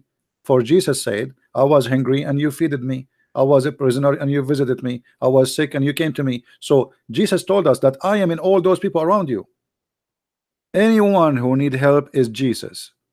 So when we see around us, we are witnessing to Jesus, and we see Jesus. I was sick. I was a stranger. I was hungry and you feeded me. You take me in. I was a stranger and you take me in. So that is Jesus, my friend, and he is with us. So when we live with Jesus, we see Jesus. But if you don't want to see him, he is not there for you. You will never see him. It's like, you have something beautiful in your backyard, but you never saw it. It's a small tiny flower, grow every year, but you never notice it. And one day you saw it, but it's there. It was there always. It's like you have somebody in your house, somebody you think he's not one, but then suddenly he die, and then you wonder like what I'm missing. How come I did not notice how wonderful this person is? And this is what we do to ourselves. When we want, we go blind. We decide to go blind. I did not see Jesus. No, you saw Jesus. He is every day around you. Every day he come to you, but you don't want to see him. When somebody give you a help, somebody give you a hand, somebody give you a love, the love of your mother to you is the love of Jesus. He is the one who put that in her. You will see a cat taking care of a little babies, and she is a cat. She is just an animal. You will see a fish protecting her babies. She swallowed the fish inside her, the small tiny babies inside her, and she moved them from place to place. It's amazing. So my friend, God is around us, but we decide not to see.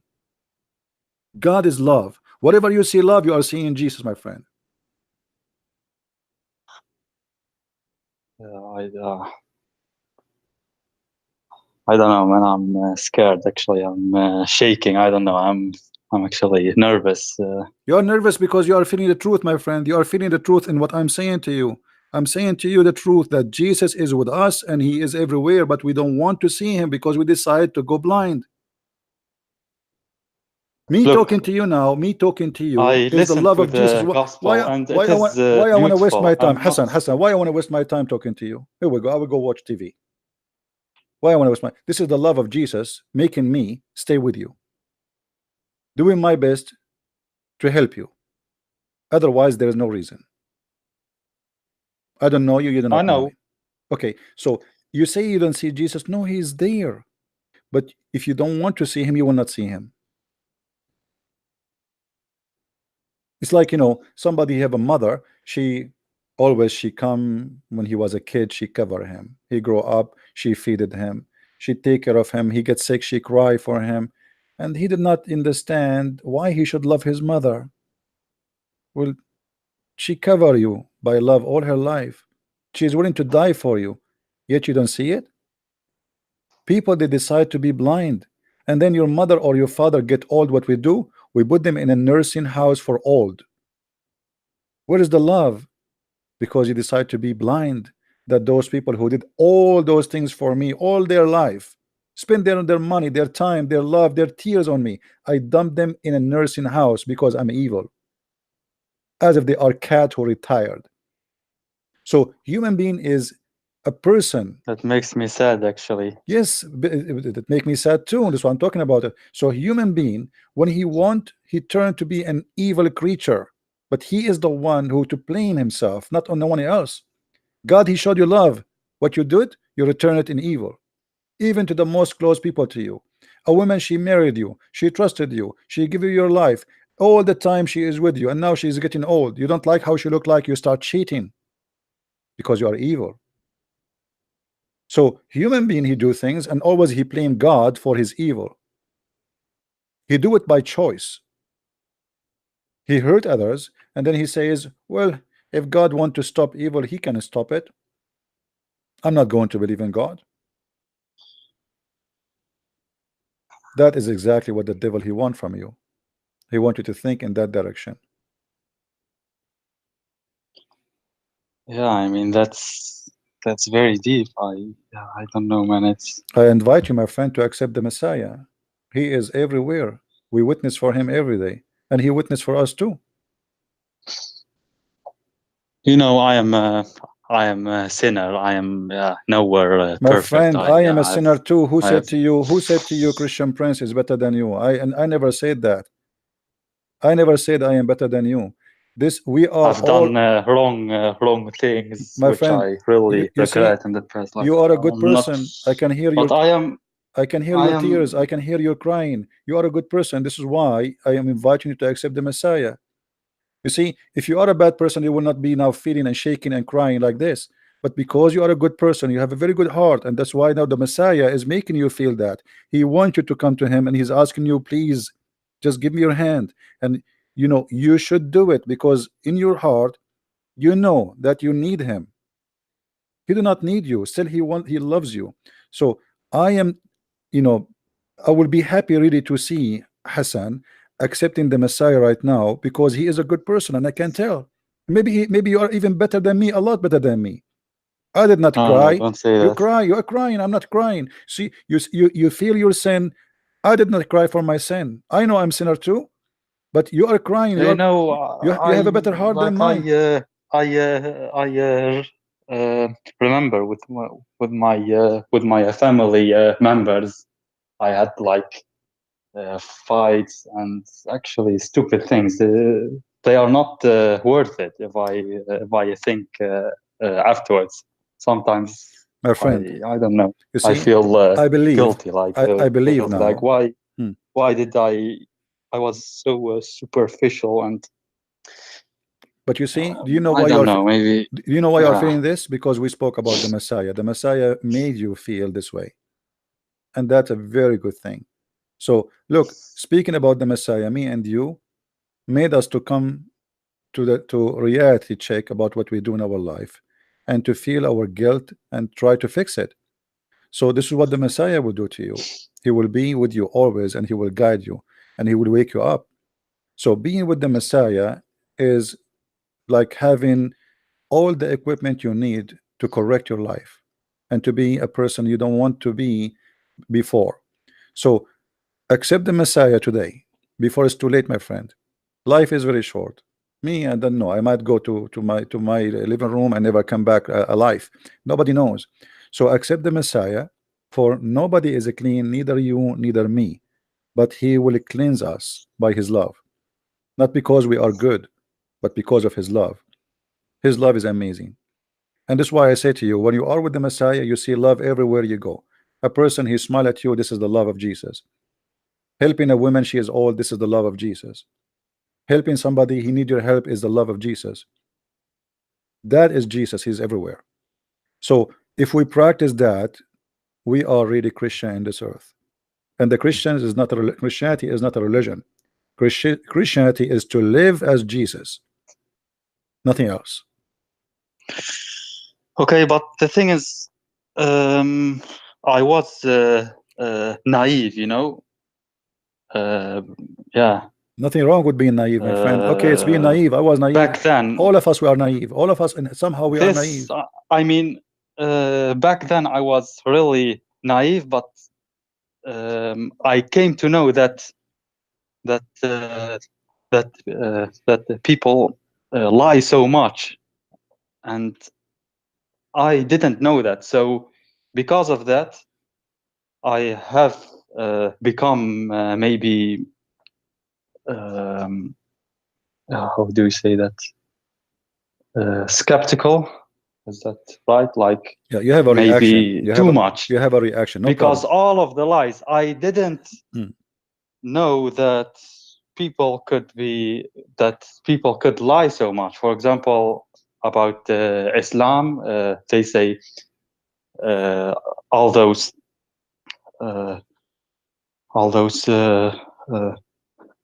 numerical miracles in the Quran. Those numbers, for example, man is mentioned 23 times in Right. the all the lies. Quran, We know all the lies. women We know. 23 times, and everyone is clapping and so happy. Me too. Like I was there, you know. So all those things, all those numerals, and then I came home one time, and then I check it myself in the Arabic Quran, and there is no match at all. Right. You know, they lie.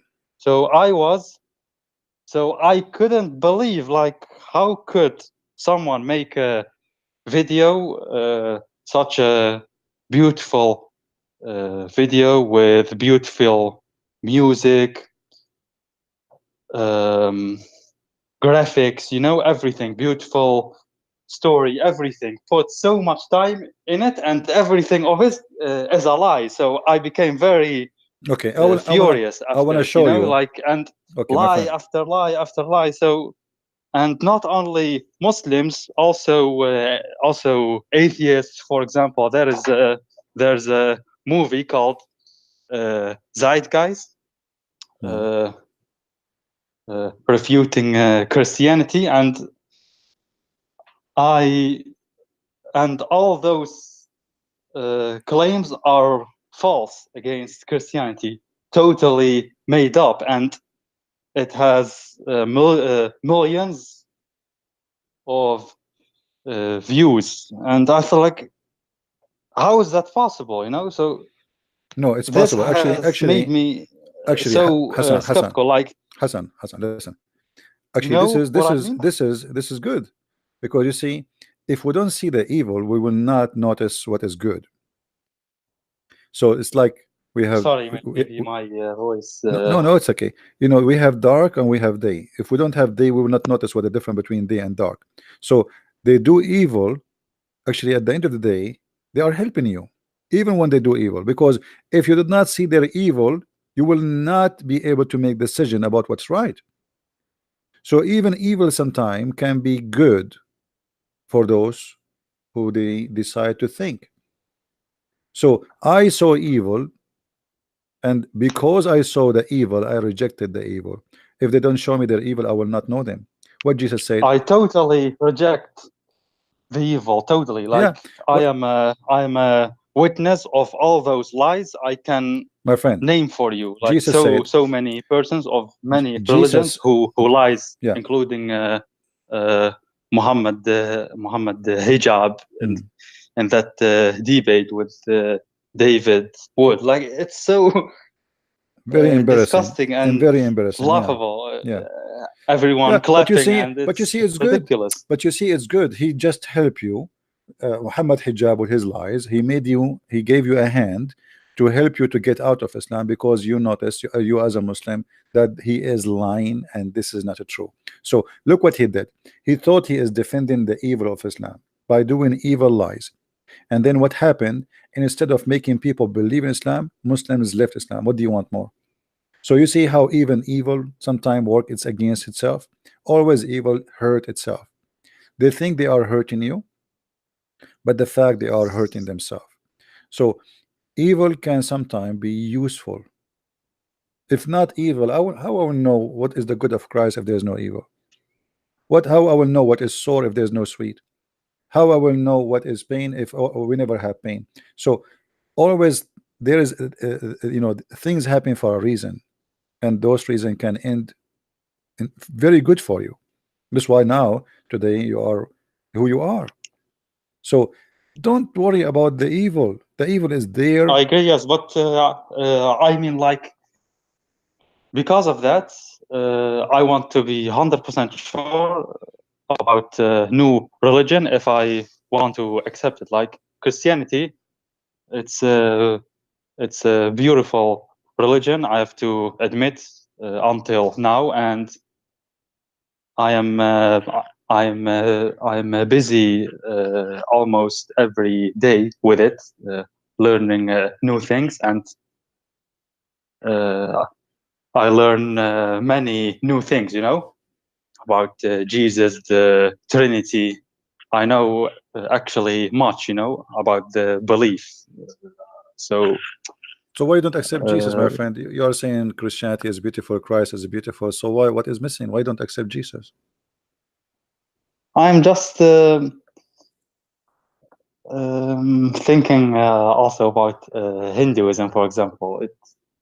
It sounds strange, but it is also beautiful for me when I looked up. Like Hinduism, many no, have, Hinduism actually, many with my respect to the Hindu people, I love them really, but Hinduism is not a good belief, because simply there's many bad practice. As an example, Hinduism believe in levels of mankind. Like there's levels of in society, divide society into poor and rich. caste system, or how do you call that? Well, You mean? no, it's part of the belief. Like there's a holy level, and there's the down level. So if you are a person who is, your father was a garbage guy, you have to be a garbage guy too. And if you are a Brahma, you are the top. So and one of the practice of the Hindus was, when a person he died, they burn his wife with him, as an example.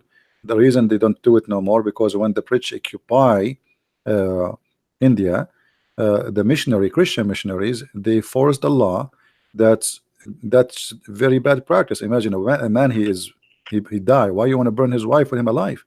So there's many bad practice come with Hindu. So it might be spiritual religion somehow. I but- didn't know that, but about that caste system, I know that there are Hindus that have debunked it, like saying that it is not from Hinduism, from the religion, Okay, but okay, hold on. You from see, a the society. I don't know. Maybe they are let us go with this. lying. Maybe they So are true. it's a society who before the bridge go there and etc. So where is the religion to correct that if this is wrong? Where is the priest who they are ruling the countries, and Hinduism is controlling the country for centuries before any Christians go there? Where is the priest? Why did not do anything? I don't about know. it? Maybe Okay, maybe there's somebody, my someone friend, in the when somebody want to burn, chat, some when, Hindu who when, can tell us more. when somebody I'm just when curious. somebody burning a woman and she is alive, where is the priest to say this is wrong? Don't do that. If it's not from the religion. So we can say They whatever do we that, want. really? Burning people? Well, for me, I am not a person who study Hinduism, but I saw many articles about it that they used to do that before the British occupied them. That's And really I am not sick. the one. I'm not the one That's who witnessed it. I cannot say it's true, but I don't believe they have a reason to lie about it. But you know, everything is possible. However, I learned that in India there's no justice, and in Hinduism, as an example, I was in Asia and I saw many evil things in Asia happening, and the Buddha priest walking by as nothing happened. As look, you don't care, you know, like nothing. So so you spend your day sitting doing yoga and talking too much about peace. Then you see a fight, you walk next to it, you don't do nothing. You know, you go to Thailand, they speak too much about God and being good, and then the country became a land of prostitution. Where is the priest? I mean, why this is happening? Why nobody is guiding people that this is wrong? Why nobody see it as a bad thing? So they speak too much about, you see, we are talking about places where religion is very strong and in charge, not where like it is a socialist country where, like in America, there's a freedom. Christian church have no control of anything. People do whatever they wish. But in those countries, priests have in control. They control everything. Even the king himself, he have to keep the priest happy. Otherwise, they can take him off. So where are they? Where are they, those? No, but where is the good religion? those are people. No. I'm talking about religion now. I'm talking the teaching. The teaching which We does can't not blame no. I'm not blaming. I'm not Hmm. blaming. No. I'm saying if the good teaching is not to fix a society, so what is the point of this teaching if it's not good? If it's good, where is this good of teaching? I don't know. Okay, so If it is true, then okay, I agree. But I don't know what the books say of Hinduism and Buddhism. I saw know. a documentary. There's a temple where people worship rats. I mean, come on. So you know, in India, yeah. So you know, people go extreme. Really? Yeah. You can go and search. So Hinduism is not like I don't think it's even one religion. They have many gods and stories and fictions and etc. And I'm not too much knowledgeable about Hinduism, so I don't like to talk about it because that will make me look like a fool trying to speak of knowledge you don't know. Yeah, that's good. But what I know, that it's not really good for me to compare it even close to Christianity. Like, you know, the Mahatma Gandhi, he says the Christian is not the like of their Christ. Okay, that's a wise thing. So why the Mahatma Gandhi did not do something to his people? Why Gandhi family, as an example, they are the top of family and people are dying from hunger. So they speak good, but they do bad. They talk too much about how good they are and how wonderful they are and etc. But in the same time, it's empty words. You know, empty words.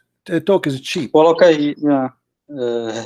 Hinduism, those avatars are strange. For example, those gods. Yeah, it's a collection of fiction story legends, and you make one has a trunk like an elephant, and it is really weird to look. Those who practice division, 4 arms, and those who practice division in the society, they are following God, and this God, he don't have a problem with it, that there is somebody, he is from this level society, he cannot marry from this level of society. The one who is poor, he have to stay poor forever, and the one who is a maharaja, we carry him in our head, and God, he want that. That's not true. All right, so we God is about justice, about love your enemy, and what those religion teach is not really have nothing to do with love. You know, I saw once a video in YouTube, a bunch of girls fighting, and there is a priest, a Buddha priest, who is shaved just next to them, as if he saw nothing. I mean, you are a priest, people will listen to you. What about you ask them to stop? 4 or 5 girls are beating one girl, you know. And actually I saw that in not only in YouTube, I saw it in person, you know. I saw it such a same kind of the same fight, and the priest, he was doing nothing. I mean, what kind of priest you are? So you go, you spend your 5 hours sitting in your ass doing yoga, saying you're worshiping God, and then you see a fight in front of you and you don't do anything to stop it. And people, they obey you, they listen to you. People, they walk and they see a Buddha priest, they bow down in the front of him, and he put his hand in the top of them, and he say whatever word. So the people respect you. Do something, use your respect to spread peace. So they say things, they do something different. In Christianity, we don't care for a priest. There's nothing that's called the priest. The priest is the one who follows Jesus. If you don't follow Jesus, you can wear all that kind of clothes. You can wear the clothes of a bishop. You can be, but you can be the devil in the same time. Not everyone says to me, Lord, Lord, will enter the kingdom of my Father, but the one who don't do the will of the Father, he don't belong to me. So you can be a person who claim to be a priest, but you can be the priest of the devil.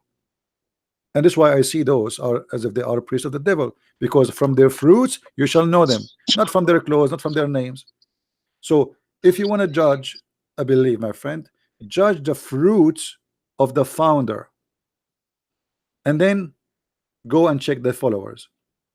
But don't I judge. agree. Jesus didn't kill anyone, neither the apostles, according to history. The first 300 years of the expanse of Christianity was non-violent. I mean, from the Christians' side, but Christians were persecuted, Christians themselves. So that is what I could find about history. Okay, so until now, yeah, I find maybe Christianity that makes the most sense. It's a beautiful religion,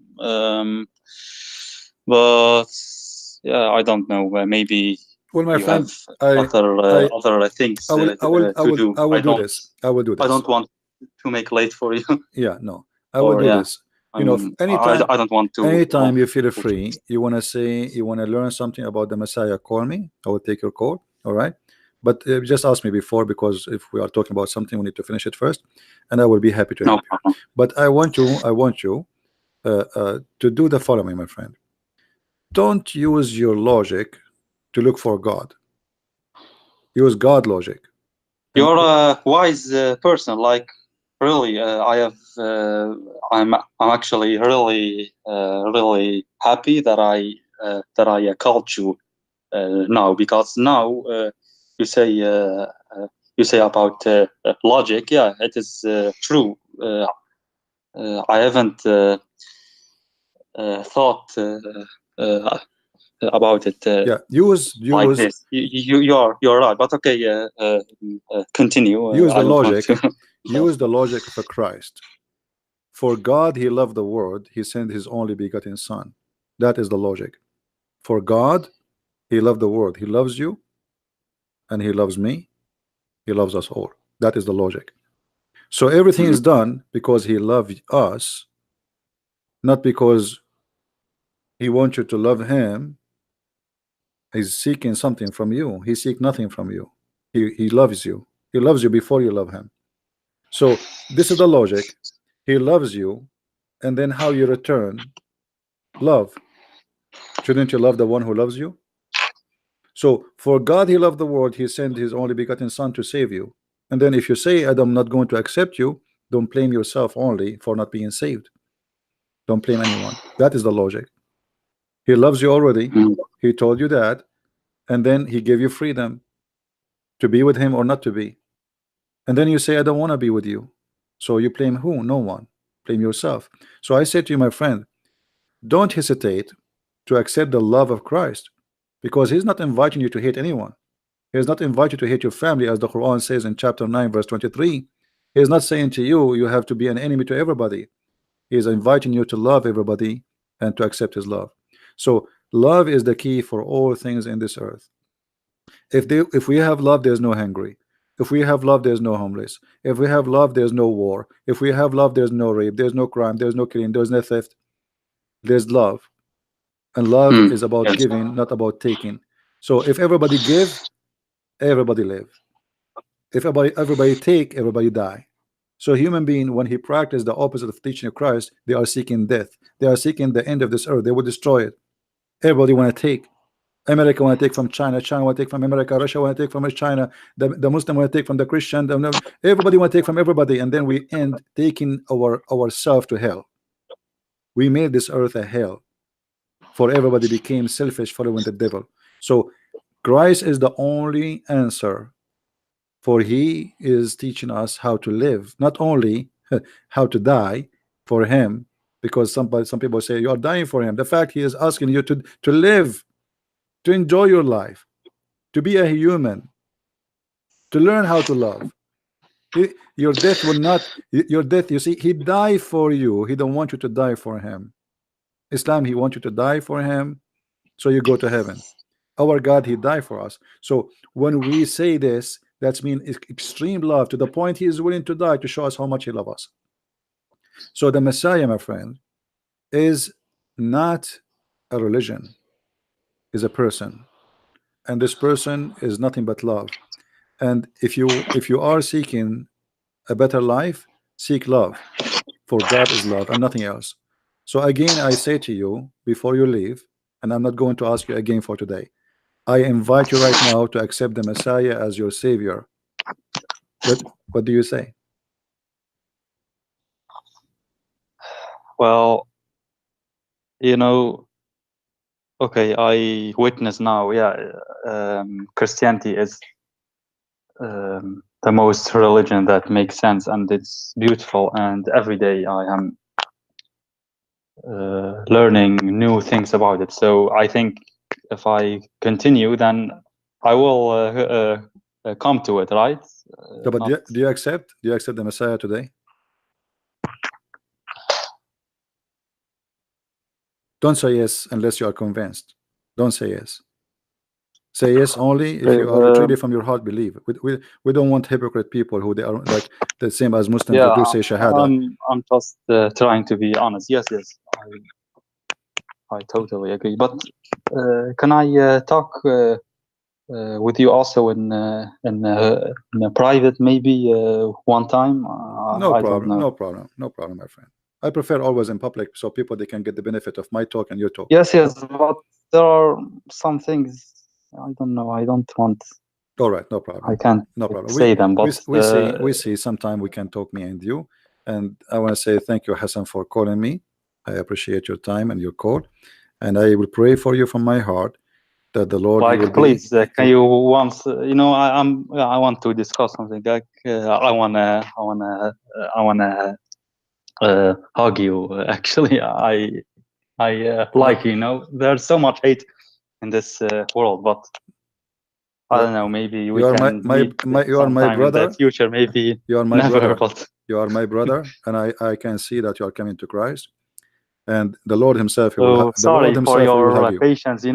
Yesterday I witnessed those stupid colors, and you are really courageous and patient. So I don't want to, yeah, you know. But if you can call me one time, maybe Sure, in sure. private, I've Or some things to I will, Hassan. questions. I will. Okay. When will that be then? Europe, or can I text you and Skype about that? Yeah, you know, we will see, like, but not today, you know, maybe tomorrow or the day Not after. today, Yeah, but then we can. yeah, sure, Okay, sure, no I problem. can. Thank you, Hassan. Okay, thank so you much. very much, and until next time. Then yeah, I All want right. All right. to too long. Yeah, thank you very much. Thank Yeah. you, Hassan. Thank you. Bye-bye. Bye, man. Thanks. All right, guys, let us pray to pray to our brother here, Hassan, who left Islam, but he is struggling to yet to make a decision to accept the Messiah. But I see him there. I see he is coming. I see he's going in the right direction, and I believe very soon he is going to be a child of the Lord.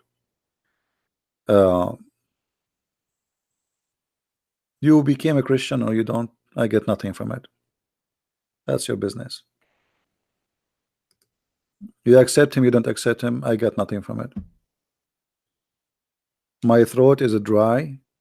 I have a very bad ear infection.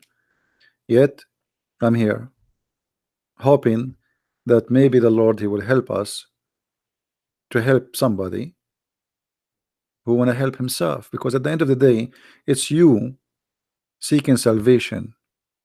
I got nothing from it. So always try to understand Christianity and not to be a naive like those people. They say to you, does it make sense that Jesus, he will die for us? Yes, it makes sense. That is called love. But because you are evil inside you, you cannot see how much loving it is. When somebody die for somebody is a joke, or this is a hero. What happened to the world today, that if somebody die for us, we make fun of him?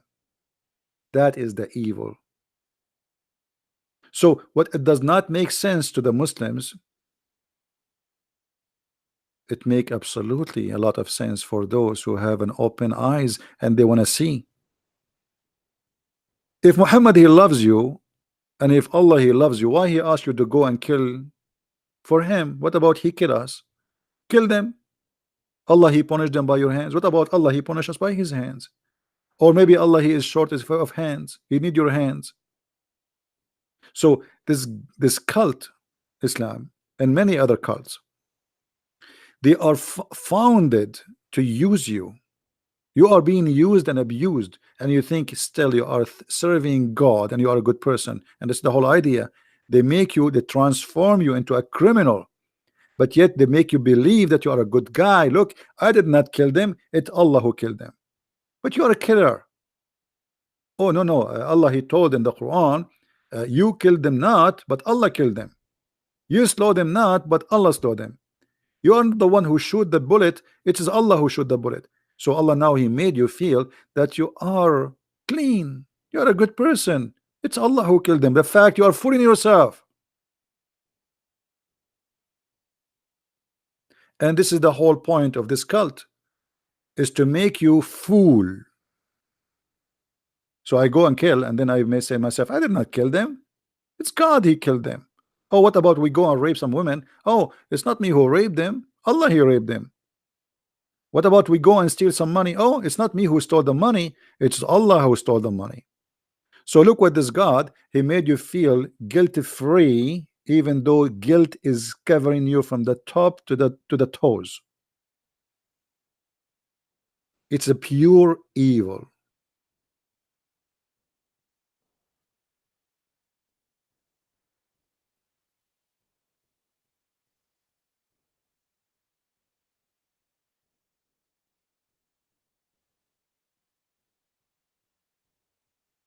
Love, my friend, is the key.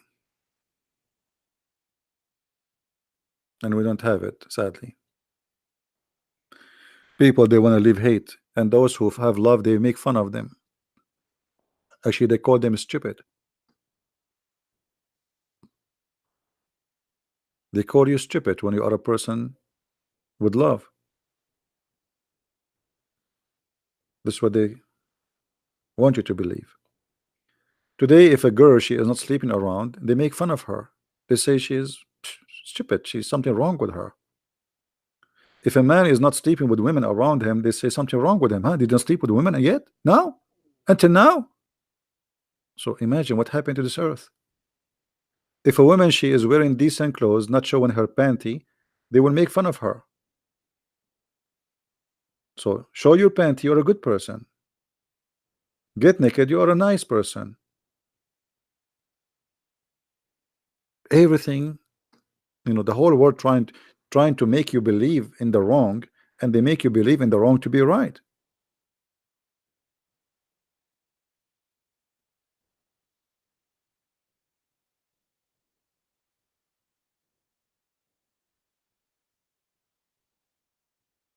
There's many voices around us, and everybody wanna put his poison in our head. But there's one thing we need always to examine: what those people want from us, and what kind of a fruit they have, and what they will provide.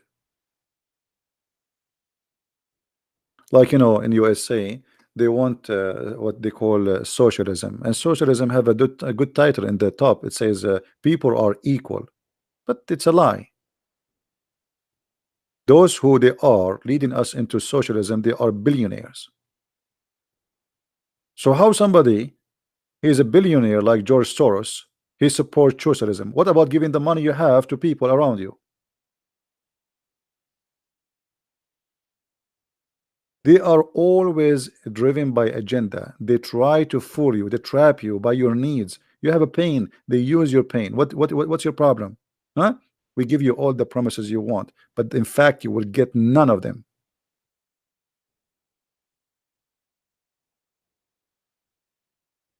Somebody said socialism is equal to Judaism. What does that have to do with that?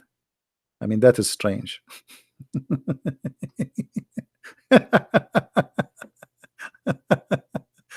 Lord have mercy. Too much beer in the morning? Hmm? Judaism is equal to socialism. Why? How this happen? That's weird.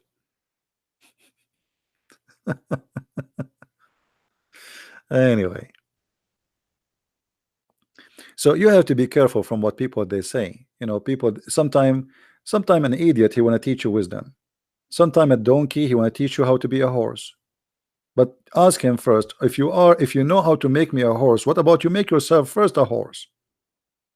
You see suddenly an ad in YouTube, a woman, she is saying, my name is Michelle and today I want to teach you how to become a millionaire. And she is doing advertising for a company, which means she is poor.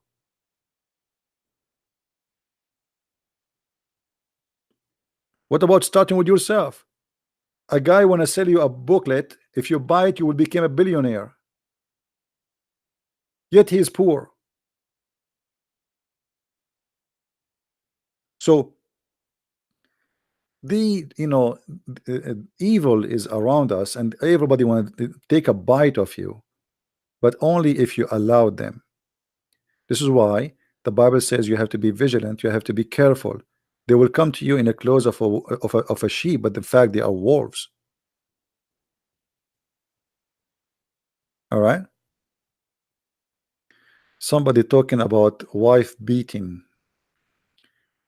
Let us see the comment. Could you please let us see the comment. Could you please translate the wife beating verse, how it really is? Okay, no problem.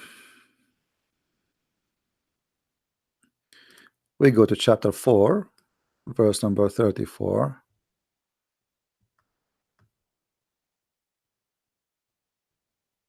And let us today, and not only translate to you, let us try to be smart and how to read verses in the Quran.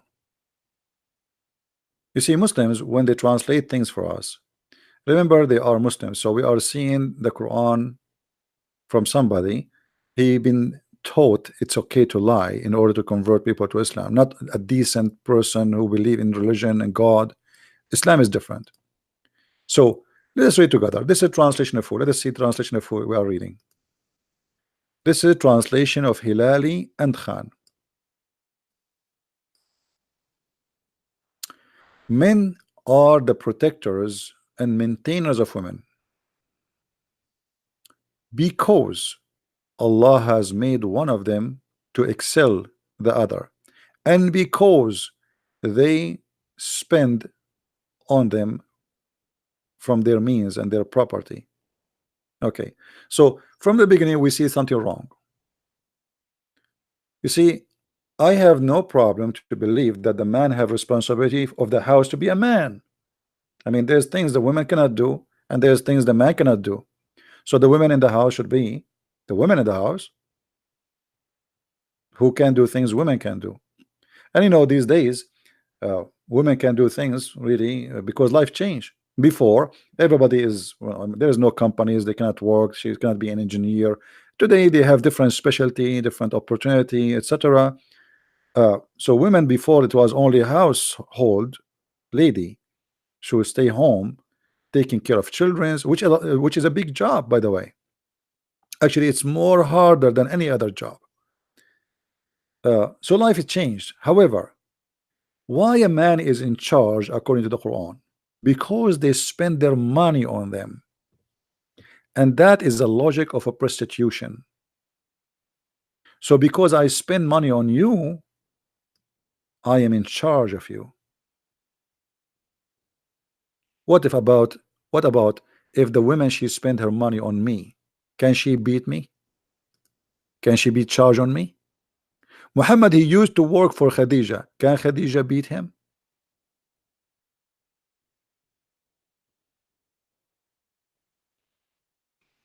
The one who said he wanted to translate my book to Tamil, you can text me in Skype, my friend, and we will talk about it. So look at the funny logic. So Muhammad here is preparing us to understand why the man, he can beat his wife. And why? Because Allah, he made the man excel, number one. Number two, he spent money on you. Like, hello?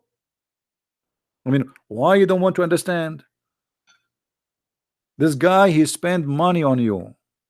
But that's mean Islam look at the woman as if she is a whore. I spend money, I expect a service back. And what is a service? What is the service will be given to me? It's in the rest of the verse. Therefore, see here, see what I'm saying? Therefore, so what Muhammad is preparing for you is why and what for and what is the reason. So therefore what? Because he spent money on you. Therefore, righteous women are the one who is obedient. So I spend money on you, you are my waitress now. Bring this, do this. This is the logic of Muhammad. I spend money on you, in return you are my slave. Obedience. And obedience here in which way? I mean, I don't mind, by the way. The Bible teaches us that the man is the head of the house. But look at the logic. In the Bible, the man is the head of the house, but the man, he have to give himself to his wife the same as Christ he gave himself to the church, which means the women in Christianity is equal to the church. The man is the head of the house, the same as Christ is the head of the church, but Christ, he gave himself to the church. And this is what the man should do. He is there to do a sacrifice, not to be God of the women. And there's a huge difference. So Muhammad saying to you, because the women, you spend money on her, now we can order her and she have to obey me. And what else? What if she don't obey me? We beat them. And here you see in the translation, the Muslim, when they lie, is right away they start adding between two bracket, first and second and third. Okay, what is the first? If you see ill conduct, like what? Hey, my wife makes some tea for me. Oh, why you are slow? I scream at you and you answer me back. I'm busy. That is rebellion, ill conduct. Some Muslim, they lie, they say this is about cheating. If a woman she cheat in Islam, if she is married, the punishment is stoning to death. They lie to you. This is not about cheating. A bunch of liars. So if you see ill conduct, but by the way, in Quran it doesn't say that. It says وَاللَّاتِ تَخَافُونَ نُشُوذَهُنَّ, those who you may fear that they will do rebellions, like they answer you. As an example, you say something to them, they answer you back. You fear they did not do it yet. Let me show you something.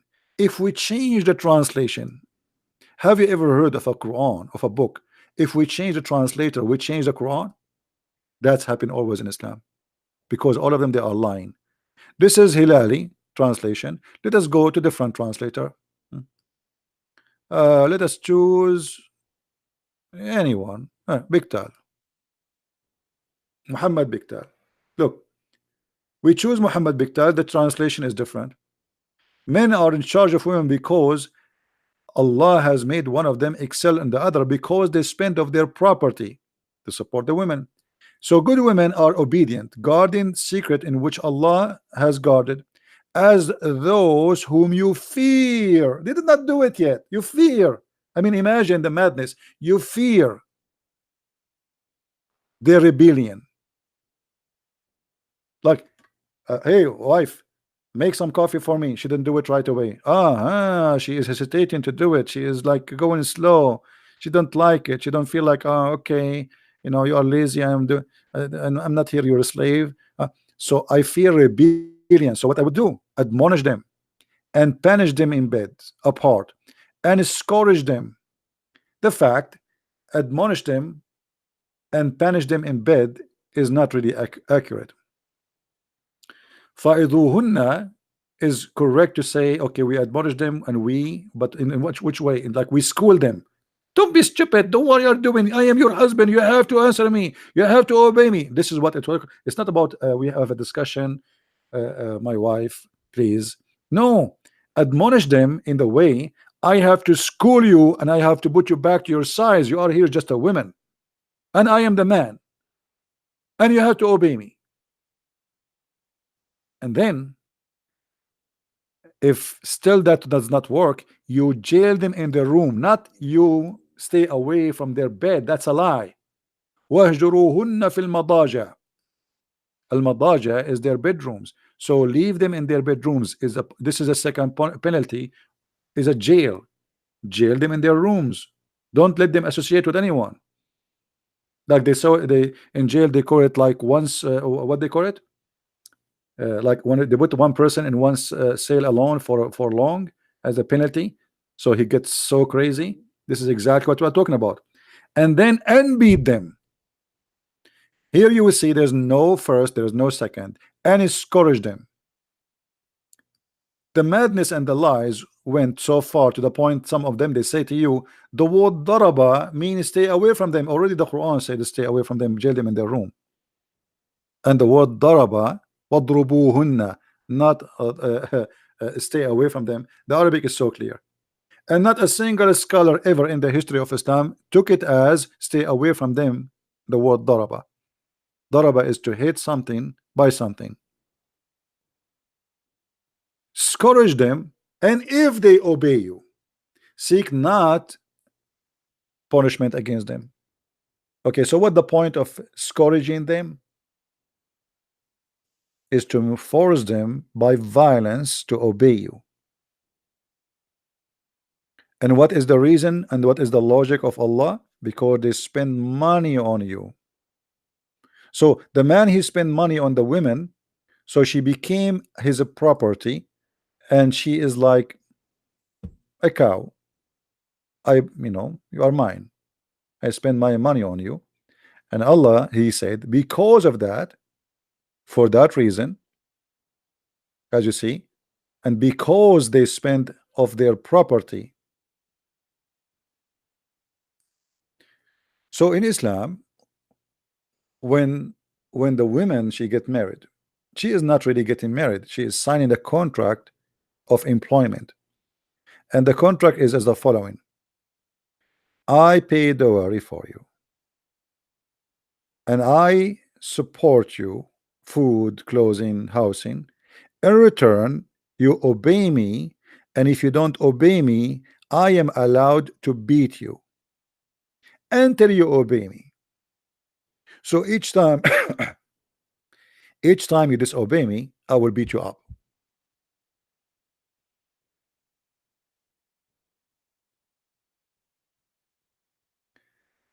Uh, my friend, I don't want anyone to call Muslims donkeys here. If you do that, I'm going to ban you from the room, from the chat. Don't call Muslims donkeys. If somebody is acting like a donkey, call him a donkey.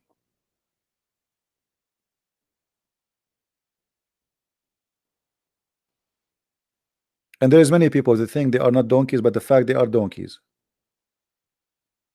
If somebody doing stupid something, say, okay, what you are saying Muslim donkeys, what does that mean? Is that going to help the Muslims?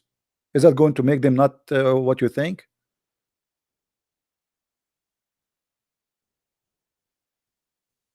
What about the Western?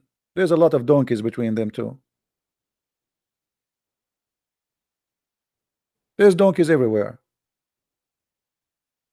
And there's many of us, they think they are horses, but they are donkeys. So let us, let us be nice. Always, always, from their fruits you shall know them, individuals. There's people everywhere, they are good, they are bad. So it's not his fault that he's born of a Muslim family. It's not your it's not because you are good you are born of in a different world. You are lucky. If you are born in Pakistan, you will be like them. Anyway, so the Quran, the way the Quran try to justify things is showing you how evil this book is. He didn't, you will see that when the Muslim they use the word marriage. What marriage mean? What marriage is it, there's any Muslim wanna call me?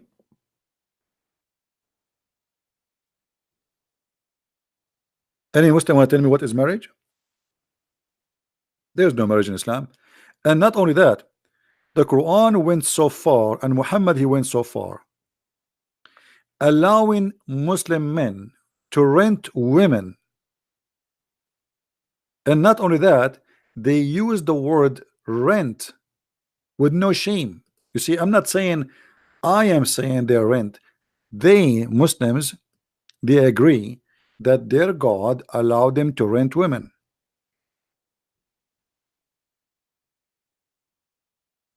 Have you ever heard of a religion believe in renting women? And it is the teaching of Allah. And that explain what is behind the mentality of beating the women who you rented. Look, this is a Muslim website. I just open it. And the guy, he came in my face. Yeah, they have a new project, what, about beating women? All right. Islam legalized muta, and muta is what? Is about hiring women for sex, not marrying women. Muhammad, he legalized sexual activities without marriage, and he called it marriage. So if you go down a little bit, you will see the Muslims, they are explaining to us what Islam legalized. Read carefully with me. In some work, a special term is applied to women who participate on muta. Muta means pleasure. Musta'ajara, translation, or rented women. You believe it? We have God, who his name is Allah, and his prophet is Muhammad. He is allowing you, educating you about how to rent a woman. So there is no marriage in Islam, it's a rental. The difference between the muta and other rental, which Muslims they call it marriage, that this one is short. This one is short, the other one is not. This one is limited for a date, is already known before we started. So before you go and sleep with this woman, she know already for how long you will stay with her, because you announce that to her. You say, I want to stay, I want to be married to you for 2 hours. Yet they call it marriage. And I will pay you, etc., $10. A return, you take off your panty. And yet Muhammad called it marriage. The other kind of marriage is the same. The difference is the time in the other marriage or sexual contract, it's in the hand of the man. Anytime he feel like he don't want you no more, he said to you, you are divorced and you are gone. Here he do not need to say to you, you are divorced, and there is no surprise, which mean he tell you already in the front, I want you for 2 hours. When the 2 hours is up, what they call it marriage is up.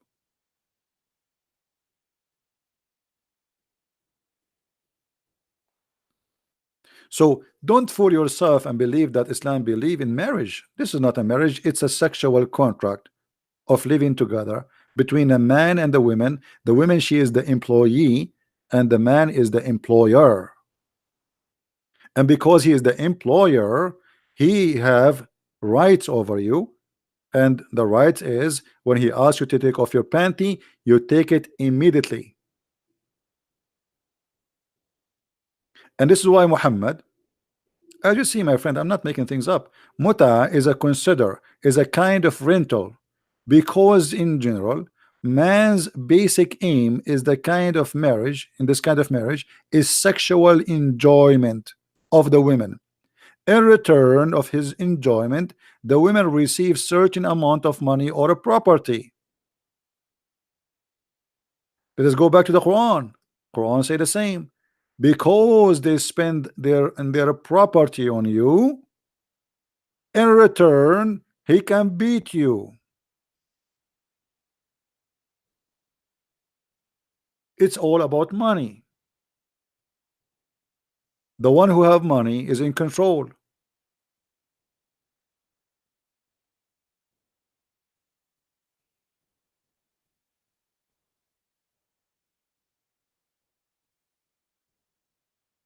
So when somebody says she is going to marry a Muslim, you're not marrying a Muslim, you are fooling yourself. This is not marriage, this is a sexual contract, employment. He employ you.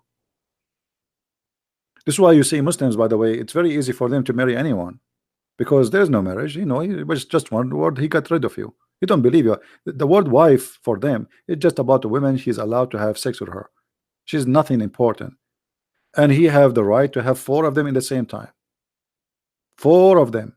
So if you sit in the couch and you come back, you go to the big kitchen, you came back, you find the 3 other women sitting in the couch in the top of your husband, don't complain.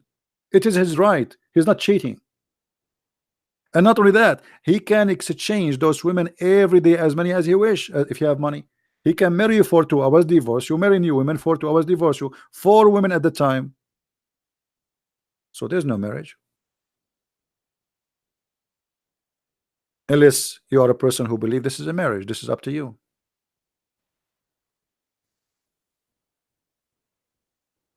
While in Christianity, the Bible says that the man, he leave his family and he go to with his wife and they became one, echad. The Quran says the man, he will marry 4 women, have sex with them, and he can get rid of them as fast as saying a word. You are divorced. You see how easy it is? And actually now the Muslims are even allowed to divorce you by a text message. You believe it?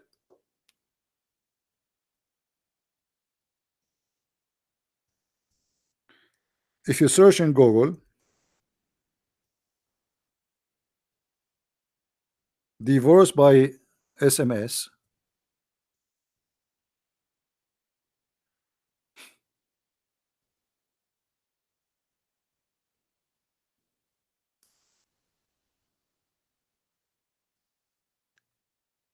he divorced her via text message several times. He was angry.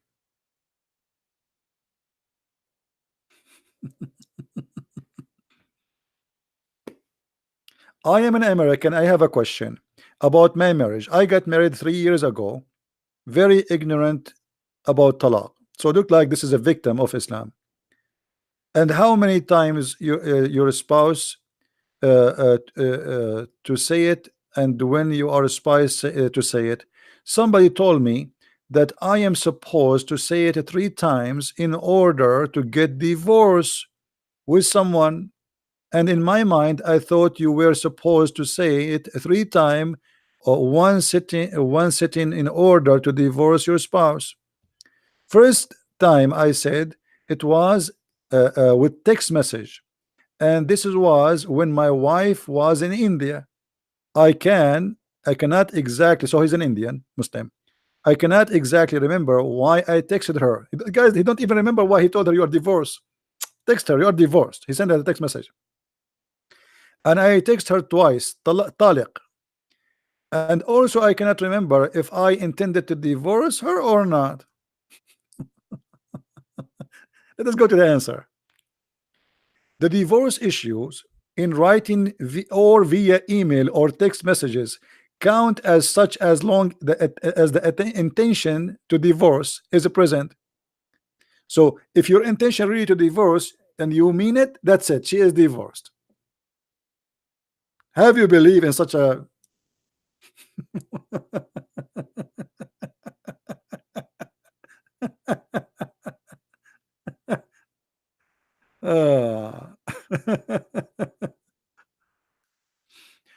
what is the marriage? I mean, what kind of marriage? I can send a text message to a woman, I married her, say you are divorced. I say taliq. That's it. It's over. No court, there's no need. That's it. I said divorce, you are divorced. I mean, even boyfriend and girlfriend, it's harder for them to finish it. A woman, maybe she have 10 kids from him. You kick her out of her house by saying you are divorced and by text message.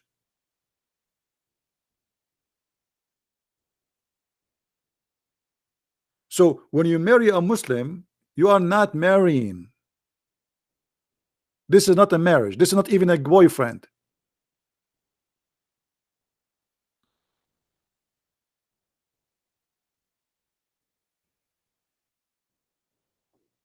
The guy even don't remember why he divorced her, because it's a joke. He get angry from you, he threat you. You are divorced. Oh, now you are homeless. It's a threat. It's a terrorism. So women, she will never feel secure in her house. I remember a Muslim woman, she said to my mother, my mom, she was cooking, and this woman, she come to help her in the kitchen. She's a Muslim.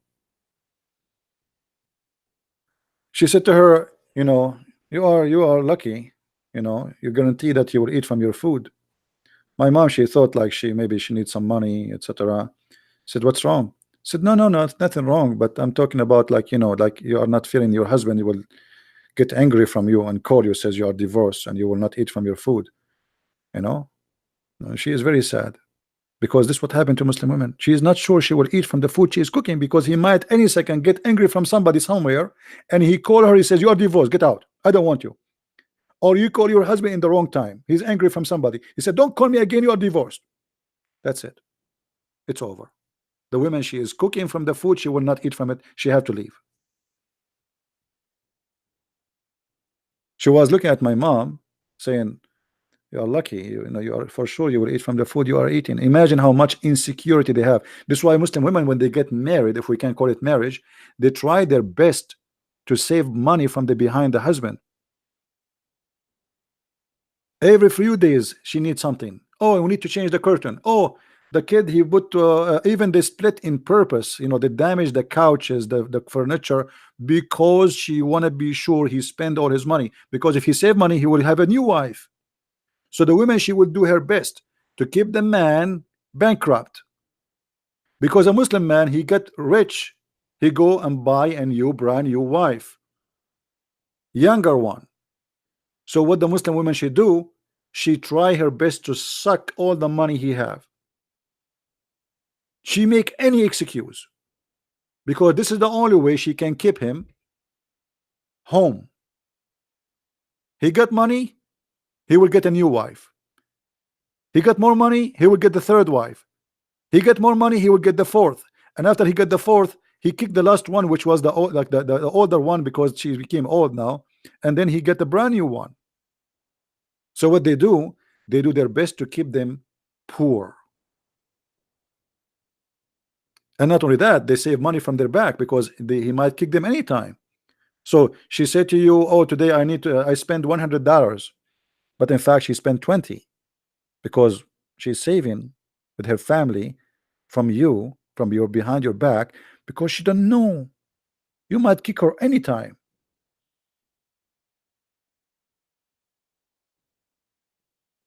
And this is the reality, my friend. And look, this guy, he is divorcing his wife, but yet he do not know even why, by sending a text message.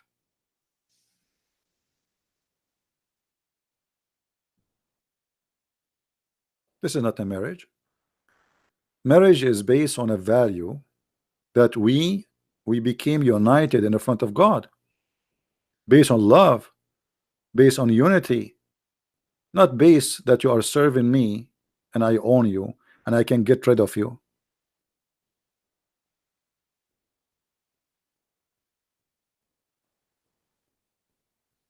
Show you approve that she spent 100. That's very easy for a woman to do. She can give you all the receipt you want, and then after you check them out, she return them. I mean, how easy is that? And you know, imagine you live in a house, but you cannot even trust your own husband or your wife. What kind of life it is? All right? A person want to cheat will cheat. You see, cheating is very easy, and this is one of the way of cheating. Cheating by money, cheating by lying, cheating by doing things in wrong, cheating by sleeping around. A person want to cheat, a woman or a man, they will cheat. There's no way you can hold them. There's a story in Saudi Arabia. There's a Muslim who is very, very, very conservative. He don't allow his wife to see anyone, nobody. She don't go out. She is not allowed to open the door for anyone. He have bars in his windows. He have a gate from steel in his door. He locked the key. Nobody have the key. There's no phone. She can't talk to anyone. And the only time anyone can come home to visit her, even from her family, is when he is there. That's it. 6 months. A woman, she come to the door. She knock at the door. The guy who opened the door. See, the women come only when the husband is home. He opened the door, and he see a woman because he's a decent person, supposedly. So he called his wife, honey, a woman, she is here. The woman, she comes, she take her to her room because she's a woman. I mean, come on. 6 months, this woman come only when the husband is home, never when he is not. And the man, he like that. Here we go, his wife, okay, she got somebody to visit her, a woman, when he is home, perfect. And his wife, she is not complaining. And one day, his sister, the sister of the husband, she come to visit. And the husband, he said to his sister, oh, go inside the bedroom because my wife, she have her friend there.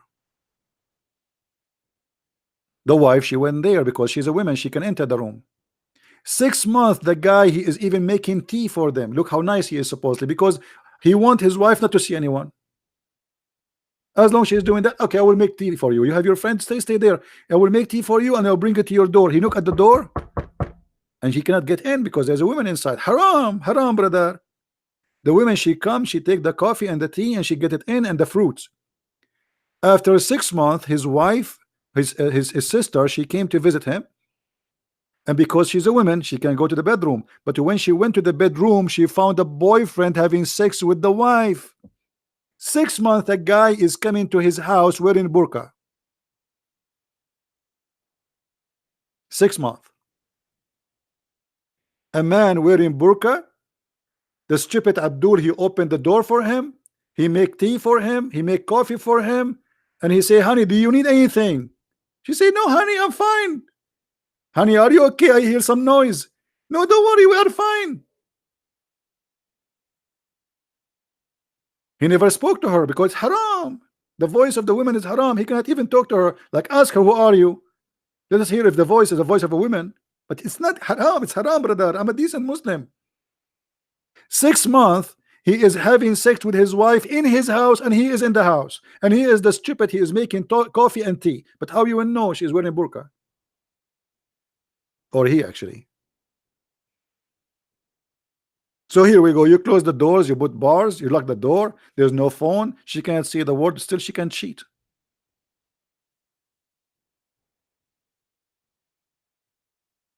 So burqa will not prevent cheating. Actually, burqa is the best way to cheat, because your wife, she can walk with a stranger in front of you and you will not know it's her. How you will know? How you will know? It's impossible. Which one is your wife? Hmm? Which one of them is your wife? How you will know?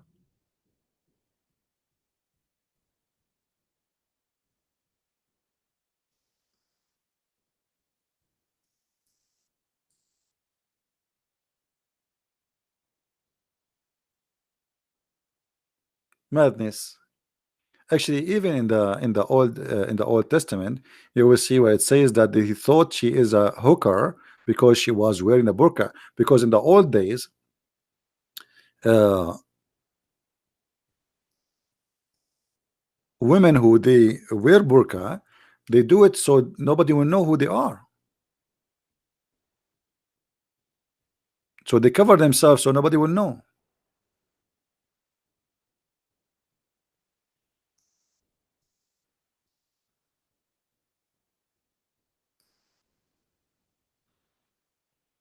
Anyway, and still, by the way, we cannot judge Islam by this burqa. I mean, we judge Islam by the teaching of Muhammad and Muhammad himself and the God of Muhammad. Because at the end of the day, people they do, people they cheat in everywhere.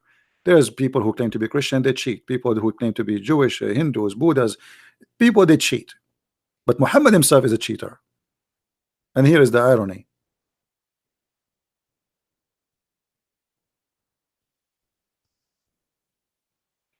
If the teacher himself is a cheater, so what we can complain about? Nothing.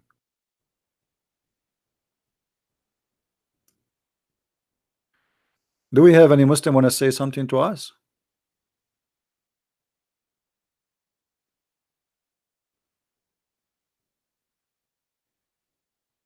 Are you live streaming while open the studio door? What does that mean? What studio door? What do you mean studio door?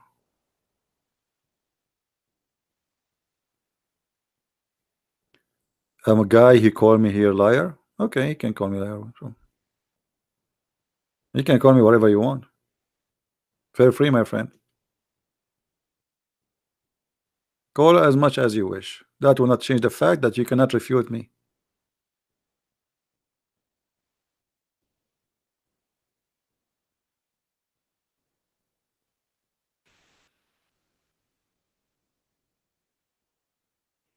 I don't know, Jeff. I don't know what they're talking about. But there is, maybe ISIS, they kidnap them, slave them. I don't know.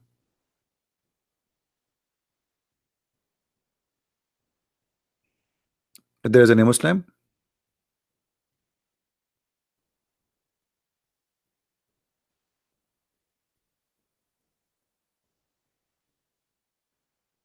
we have 13 dislike. That's me. We have 13 Muslims at least watching.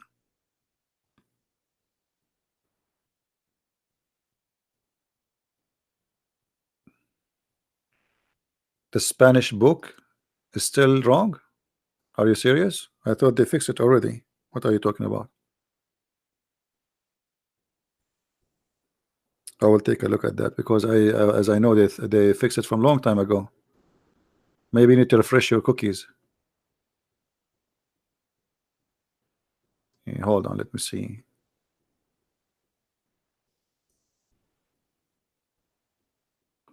Are you talking about the new one or the old one, the first one?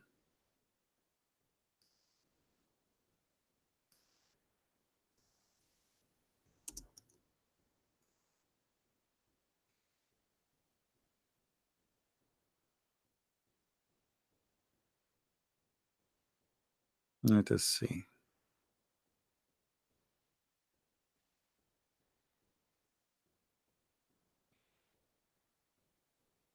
The new one.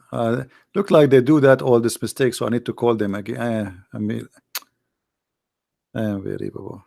All right, I will call them and check it out.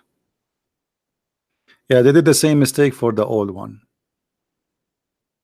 For some reason, the Spanish they end in the closing section. Good, you told me. I did not notice. All right.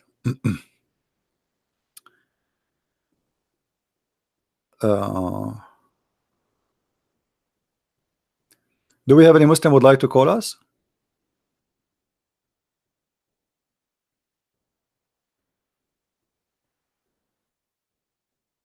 Anyone?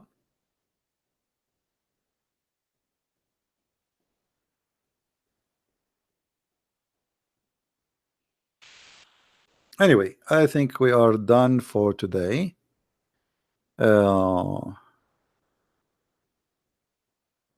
And let us hope that's if I can go live again afternoon, but I don't think so because I have things to do. I will.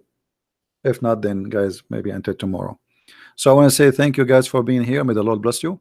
Don't forget to download the video immediately after we finish. It take maybe 20 minutes for it to be ready before YouTube have it all loaded. Always when we stay more than 2 hours, YouTube it take longer. YouTube shows only 2 hours. The last 2 hours we did. So if we stayed more than 2 hours, just wait for 15-20 minutes until all the video load, so you can watch it all and you can download it all. All right. So I want to say thank you guys for being here. May the Lord bless you, and I hope to see you soon again. And with this, we say Christ is Lord and Islam is false. And see you soon. Take care. Bye bye.